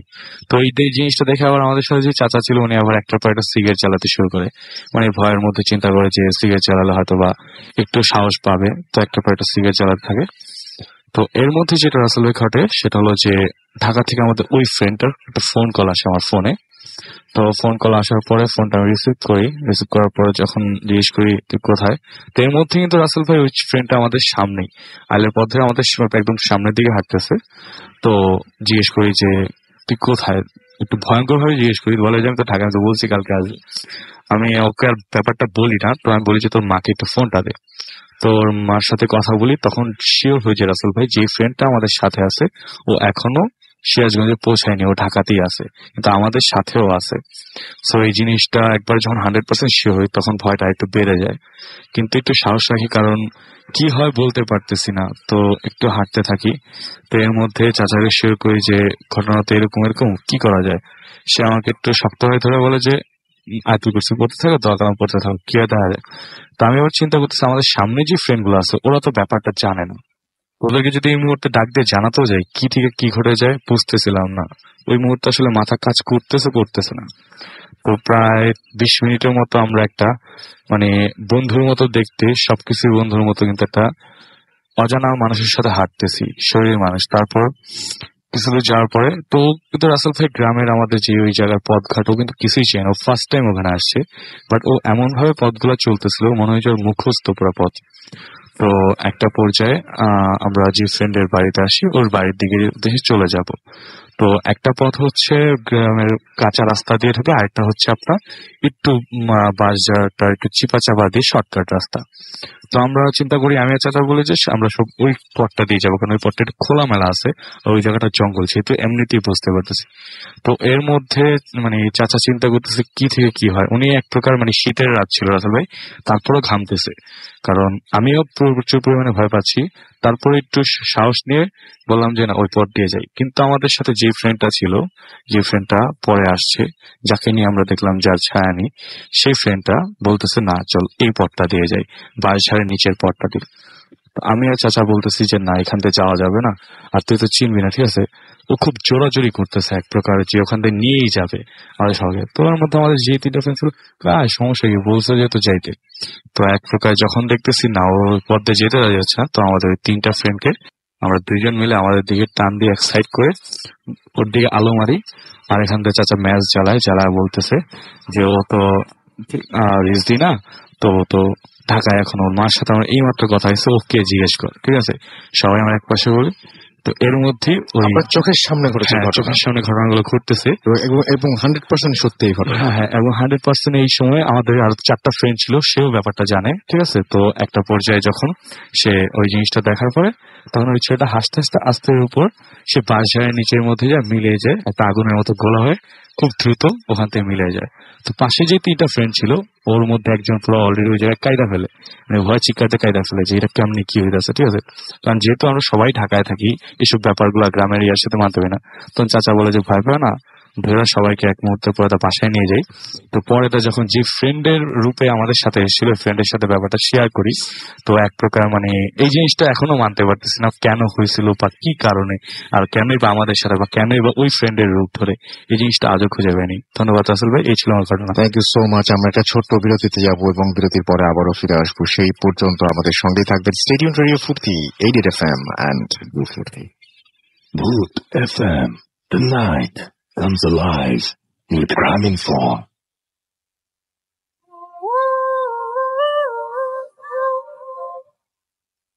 Welcome back. ঘড়িতে সময় রাত 1:30 শুনছেন সবসময় রেডিও ফুর্তি 88 FM। আমি রাসেল আছির সাথে এবং চলছে ভূত FM। আর একটার পর একটা আন্দোলন ঘটনা শুনছি। এই মুহূর্তে একজন প্রিয় আমাদের মানে একজন শিক্ষক, আমাদের নানান ধরনের ঘটনা নানান জায়গা থেকে আসে।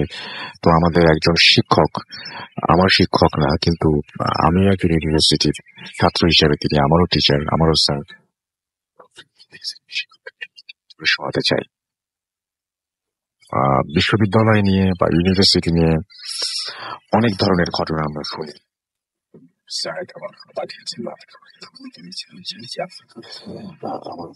আমার শিক্ষকদের দিয়ে যতটুকু দিয়েছি হ্যালো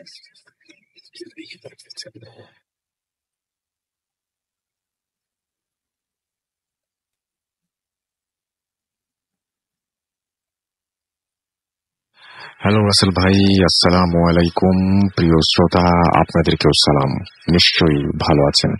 আমি বিগত আগস্ট 2011 সাল থেকে ভূত এফএম প্রোগ্রাম শুনি, নিয়মিত না হলেও বেশিরভাগ সময়। আমার এই ঘটনাটা ভূতের না, ভয়ের বা ভয়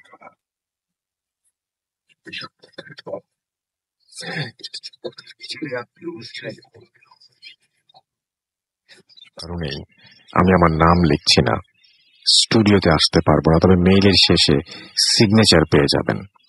ঘটনাটায় আসি। সবেমাত্র পিএইচডি করে দেশে ফিরেছি। অনেক অনেক কাজ করব ভেবে সারাদিন ডিপার্টমেন্টে থাকি। কাজের কাজ যা হয় তা বিকেল বেলা থেকে শুরু হয়।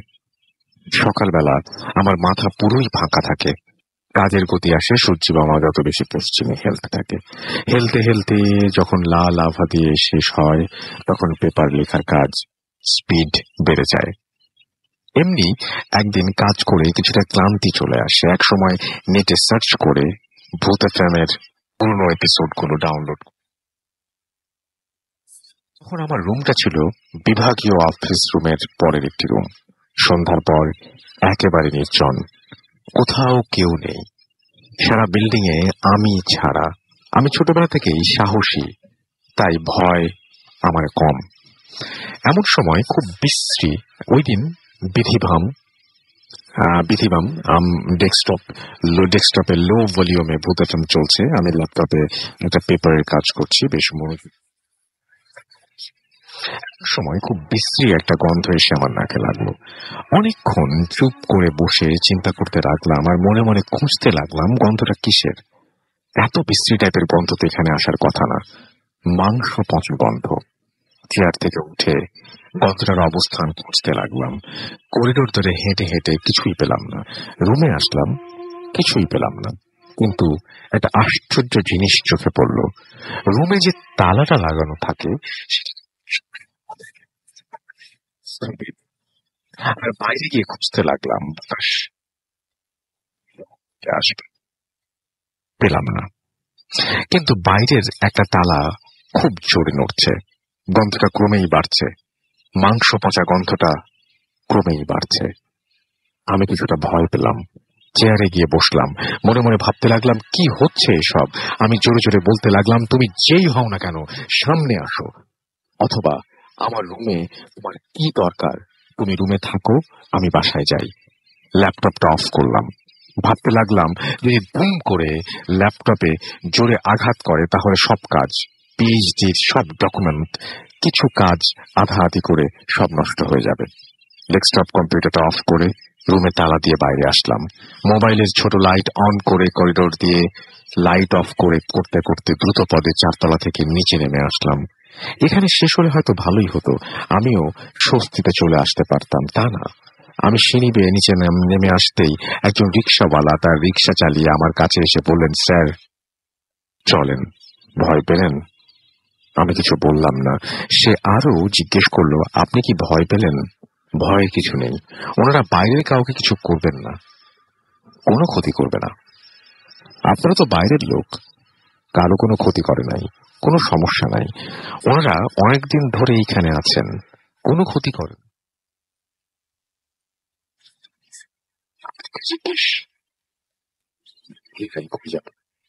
রিক্সা তখন আমাদের ভিসি স্যারের বাংলো পার হয়ে গেটের কাছাকাছি। আমি তাকে জিজ্ঞেস করলাম, আপনি কি বলতে চাইছেন? কেন আমাকে ভয়ের কথা জিজ্ঞেস করলেন? সে উত্তর যা বলল, আপনি যা বোঝার বুঝে নেন, আপনি যা ভাবছেন আমি তাই বলছি। আমাদের বাড়িটা ছিল আপনাদের বিল্ডিংটা যেখানে, ঠিক সেখানেই। ভার্সিটি দখল করে নেয়ার পরে আমরা টুকের বাজার চলে যাই। কথা বাড়ালাম না। ততক্ষণে সে গেট পার হয়ে মূল রাস্তায়। তখনও সে আমাকে জিজ্ঞেস করেনি কোথায় যাব। সে তপবনের রাস্তায় ঢুকে মসজিদের সামনে এসে জিজ্ঞেস করে বলল, এখন যেতে পারবেন নাকি? না, সামনে যাব।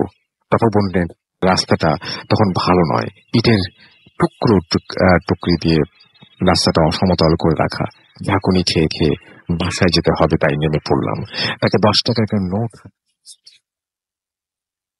বুঝলেন আমি তপবন আসবো। সে কোনো উত্তর না দিয়ে রিক্সা ঘুরিয়ে উল্টো পথে চলে গেল।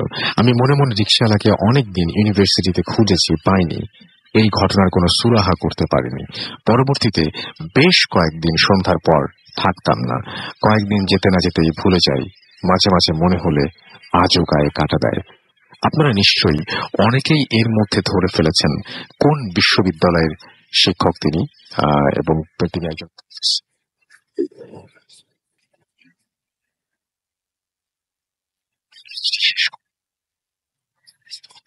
ঘটে। এবং যে বিশ্ববিদ্যালয়ের শিক্ষক যারা যিনি তিনি তাকে অনেক অনেক শ্রদ্ধা এবং অনেক অনেক সম্মান, এবং সেই সাথে যারা আরো আমাদের শিক্ষক যারা শুনছেন তাদেরকে বলবো যে আপনারা চমৎকার লেখেন, এবং সত্যি ঘটনা যদি কোনো ঘটে থাকে বা ইউনিভার্সিটি কেন্দ্রিক হোক বা যেটাই হোক না কেন, আমাদের প্লিজ প্লিজ প্লিজ যারা শুনছেন আমাদেরকে এই মুহূর্তে, যারা স্টুডেন্ট তারাও স্যার লিখতে পারলে আপনারা তো পারবেনই, সুতরাং লিখে পাঠান ভূতাফেম@radio50.fm আপনার জীবনের ঘটনা, এবং আমরা চলে যাব আমাদের পরবর্তী ঘটনায়। মারুফ শুভর কাছে আরো একবার যেতে চাই। ছোট করে আপনার ঘটনা বলবেন, হাতের সময় একদম কম, খুব ছোট করে আপনার ঘটনাটি শেষ করবেন। হ্যালো এভরিওয়ান, এই ঘটনাটা আমি যেটা এখন শেয়ার করব সেটা আমার ফ্রেন্ডের মামার সাথে ঘটে। আমার ফ্রেন্ডের মামা মানে সে তার গ্রামে মানে যাত্রা দেখতে খুব পছন্দ করত। তো সে জাস্ট জানতে পারলো যে দেওয়ানগঞ্জে একটা যাত্রার দল এসেছে। তো এটা শুনেই সে তার মানে সে একটা ঘোড়া পালতো, সেই ঘোড়াটাকে নিয়ে সে চলে গেল সেখানে। তো সেখানে যাওয়ার পরে মানে সে সন্ধ্যার মধ্যে ওই জায়গায় মানে পৌঁছে যায়। তো ওখানে গিয়ে মানে যাত্রা দেখে সে ব্যাক করতে করতে তার প্রায় 10টার মতো বেজে গিয়েছিল রাত। তখন 10টার সময় তার একটা নদী পার হয়ে তারপর তার বাসার দিকে যেতে হবে। তো সেখানে যাওয়ার পর মানে মাঝি ছিল আর নৌকার মধ্যে আরেকটা লোক বসেছিল। তো তারা তাকে দেখে তাকে বলল যে আপনি কোথায় যাবেন, আপনাকে তো এই এলাকায় আমরা দেখিনি। পরে সে বলল যে আমি যাত্রা দেখে এভাবে ফিরতেছি। পরে মাঝি তাকে বলল যে আপনি এখন বাসায় না যাওয়াটাই আপনার ভালো হবে, আপনি আশেপাশে কোনো আত্মীয় বাসা থেকে যান। তো সে তাদের কথা মানেনি। সে বলল যে ভাই আমি এগুলো ভয়টাই পাই না, আমি চোর ডাকাতের ভয় পাই না। পরে ওই আরেকজন যে ছিল সে বলল শুধু চোর ডাকাত কেন, এখানে তো জীবজন্তুরও অনেক সমস্যা হতে পারে। তো সে মানলো না। সে নৌকা থেকে নেমে সে যখন নৌকা থেকে নামতেছিল তখন মাঝি তাকে বলল যে আপনি সামনে একটা বাজার আছে, সে বাজারটা আপনি ওই বাজারের পাশ দিয়ে একটা রোড আছে, ওই রোডে যাবেন না, ওখানে পুরোটাই জঙ্গল। তো এই জিনিসটা শুনে সে একটু মানে একটু ভয় পেয়ে গেল, ব্যাপারটা মানে তার মধ্যে একটা ভয় ঢুকে গেল। তো সে যাওয়া শুরু করলো রোড দিয়ে। তো সে যখন যাচ্ছিল তখন সে দেখলো রোডের পাশেই একটা জায়গায় একটা আগুন জ্বলছে। তো সেই জিনিসটা দেখে তার নিজেরও একটু পানি পিপাসা পেয়েছিল। তো সে ওই আগুনটা দেখে মনে করলো ওখানে মনে হয় কোনো বাসা আছে, আর ওখানে সে গিয়ে একটু পানি খেতে পারবে আর কি। সে গেল সেই জায়গায়। সে যাওয়ার পরে দেখলো ওই আশেপাশে কেউই নেই।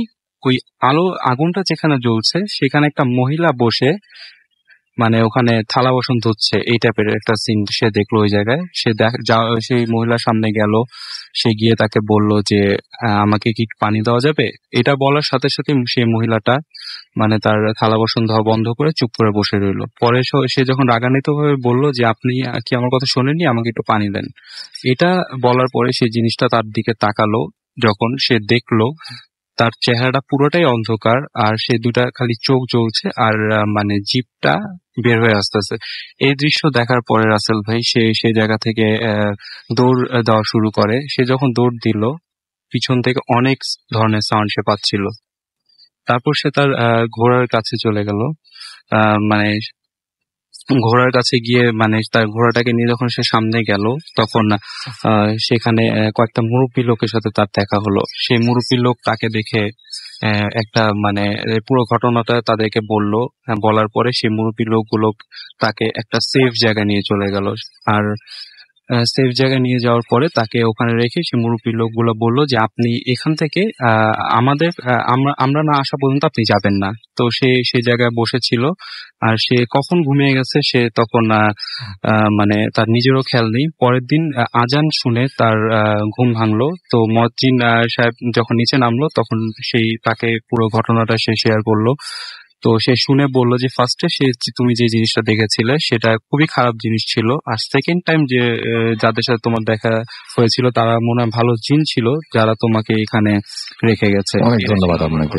আমরা একটা ছোট বিরতি নেব এবং বিরতি পরে আবারও ফিরে আসবো। আমাদের আরো একজন লিসনার আছেন, গেস্ট আছে, কথা শেয়ার করবেন। Stadium food Good FM. Tonight comes alive with Grammys.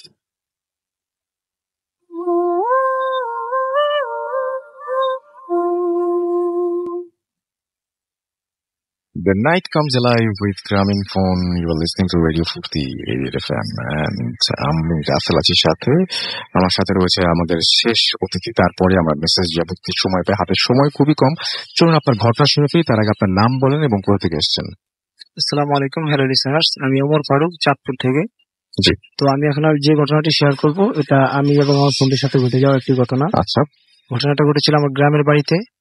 তো আমার ফ্রেন্ডের একটা তাবিজ দরকার ছিল। তো তাবিজের জন্য আমরা বট গাছের পাতা প্রয়োজন ছিল। তো আমরা বট গাছের পাতা আনার জন্য আমরা 5টা ফ্রেন্ড মিলে যাই। তো বট গাছের থেকে আমরা প্রায় 20 হাত দূরত্ব। তো আমরা ওখানে দাঁড়িয়ে আছি, আর যার বট গাছের পাতাটা প্রয়োজন ও বট গাছের কাছে গেছে। তো যাওয়ার পরে প্রায় 5 মিনিট সময় হয়ে গেছে, মানে ও আসতেছে না। তো আমরা মানে ওখানে গেলাম, মানে বট গাছের গোড়ায় গেলাম, গিয়ে দেখি বট গাছের আশেপাশেও নাই। তো আমরা 4-5টা ভালো করে খুঁজলাম, ওকে দেখতে পাচ্ছি না। পরে যখন আমরা মানে গাছের কাছে গেলাম, গাছের কাছে গিয়ে গাছের চূড়োতে তাকালাম। চূড়োতে তাকিয়ে দেখি ও গাছের চূড়োতে একটা চিকন ডালে বসে আছে রাসেল ভাই, যেখানে একটা মানে পাখি বসলে ডালটা হেলে যাবে এরকম একটা ডালে বসে আছে। তো আমি ওকে দেখে ডাকতে শুরু করলাম যে ওখানে কি করতেছিস নিচে নাম। ও আমার কোনো কথা না শুনে মানে কিছু সময় থেকে ওখান থেকে পড়ে যায়। তো রাসেল ভাই নিচে পড়ে ও সাথে সাথে অজ্ঞান হয়ে যায়, এবং তার হাতে এবং গলায় এই সব জায়গায় কিছু চিহ্ন থাকে। তো আমরা ওখান থেকে তাকে বাড়িতে নিয়ে যাই। বাড়িতে নিয়ে যাওয়ার পরে তারপরে প্রায় তার হুঁশ আসতেছিল না। ফজরের সময় আমরা নামাজ পড়তে যখন বের হই, তো নামাজের সময় আমরা ওকে মানে বাসায় রেখে যাই। নামাজটা পড়ে এসে দেখি ও মানে যে বিছানাতে রেখে গেছে ও বিছানাতেও নাই। তো আমরা আবার সকালবেলা ফজরের সময় নামাজটা পড়ার পরেই আবার আমরা ওকে বট গাছের কাছে খুঁজতে বের হই। তো আমরা বট গাছের কাছাকাছি যখন যাই রাসেল ভাই, তখন মানে একবারে অল্প দূরত্ব যখন, তখন অনেক জোরে একটা বাতাস আসে। তো আমরা যখন ওই গাছের কাছাকাছি যাই, যাওয়ার পরে আমরা গাছের মানে উপরে যেটা দেখলাম, আমরা এটার জন্য প্রস্তুত ছিলাম না। তো আমরা মানে আগের দিন যেই জায়গায় ও বসেছিল ওই ডালে একটা রশি বাঁধা একটা বডি ঝুলতেছে। তো এটা দেখে আমার সাথে যারা ছিল তারা খুব ভয় পেয়ে গেছিল, চিৎকার করতেছিল, প্লাস আমি নিজেও অনেক ভয় পেয়েছিলাম। তো আমরা ওখানে যখন প্রায় বডিটা 3-4 বার অদৃশ্য হয়ে যাচ্ছে, এরকম প্রায় 5 মিনিটের মতো বাতাস হচ্ছে, প্লাস বডিটা এরকম আপ ডাউন হচ্ছে। তো তারপর রাসেল ভাই আমরা ওখান থেকে বাতাসটা কমে যাওয়ার পরে বাসায় চলে আসি। বাসায় চলে এসে তাকে আমরা কবিরাজের কাছে নিয়ে যাই। তো যখন কবিরাজের কাছে নিয়ে যাই, কবিরাজ আমাদেরকে বললো যে ওর সাথে একটা খারাপ একটা জিন আছে। তো কবিরাজ সেটাকে যেভাবে করে উনি ওনার মাধ্যমে ওটাকে সরাই দিচ্ছে। তারপর রাসেল ভাই উনি আমাদেরকে একটা কথা বলছে যে তোমরা যে 5 জন যেখানে ছিলা, যে কোনো একজনের একটা প্রবলেম হতে পারে। তারপর আমি ঢাকাতে মুভ করি। ঢাকাতে মুভ করার 2 দিন পর আমার একটা অ্যাক্সিডেন্ট হয়। আমার বাম হাতটা প্রায় 1 মাসের মতো অবশ হয়ে যায়। তারপর রাসেল ভাই আমি আমার ওই যে একটা ফ্রেন্ড ছিল তাকে ও আমাকে ফোন দিয়ে বলতেছে যে আমি গত রাতে একটা স্বপ্ন দেখেছিলাম, যেখানে একটা অনেক লম্বা একটা লোক আমাকে বলতেছিল যে তোদের আমি ক্ষতি করতে চাইনি। তো আমি আবার এতটুকু বলে চলে গেছে। তো আমি আমার যে ফ্রেন্ডকে নিয়ে এত ঘটনা, ওকে আমি ফোন দিলাম। আমি ওকে জিজ্ঞাসা করলাম যে আমার ওই দিনকে তোর কি হয়েছিল আমাকে একটু খুলে বল। তো আমাকে যেটা ও বললো যে আমি যখন বট গাছের কাছে যাই তখন আমি মনে হচ্ছে যে মানে ও খুব ইজিলি উঠতেছে। আসলে সে ইজিলি উঠতেছে না, মানে জিন ছিল ওখানে, প্রায় দুপুর টাইম ছিল, তো জিনদের বডি ধরে উঠতেছিল। তো ওরা এক প্রকার বিরক্ত হয়ে ওকে আর কি মানে উপরের দিকে তুলে দেয়। তো এই ছিল আমার ঘটনা রাসেল ভাই। আচ্ছা, আপনার শেষের অংশটা ক্লিয়ার না, যাই হোক আপনাকে অনেক ধন্যবাদ আপনার ঘটনার জন্য। আমি দেখতে পাচ্ছি যে শুভ পল আমাদের সঙ্গে আছেন, লিখেছেন আই লাইক ভূত এফএম, সাগর অ্যাপ দিয়ে শুনছেন আমাদেরকে। এছাড়াও আমাদের সঙ্গে আছেন ইশারুল আলম ইমন, এবং আমাদের সঙ্গে আছেন দেখতে পাচ্ছি ওয়াহিদুজ্জামান অভি, কোন ইউনিভার্সিটি স্যার এটা জানতে চাইছেন। ফারাবি ইমরান গ্রিস থেকে শুনছেন ভূত এফএম, সেটা তিনি জানিয়েছেন। আমাদের সাথে আছেন দেখতে পাচ্ছি এমডি ইমরান, এবং তিনি আছেন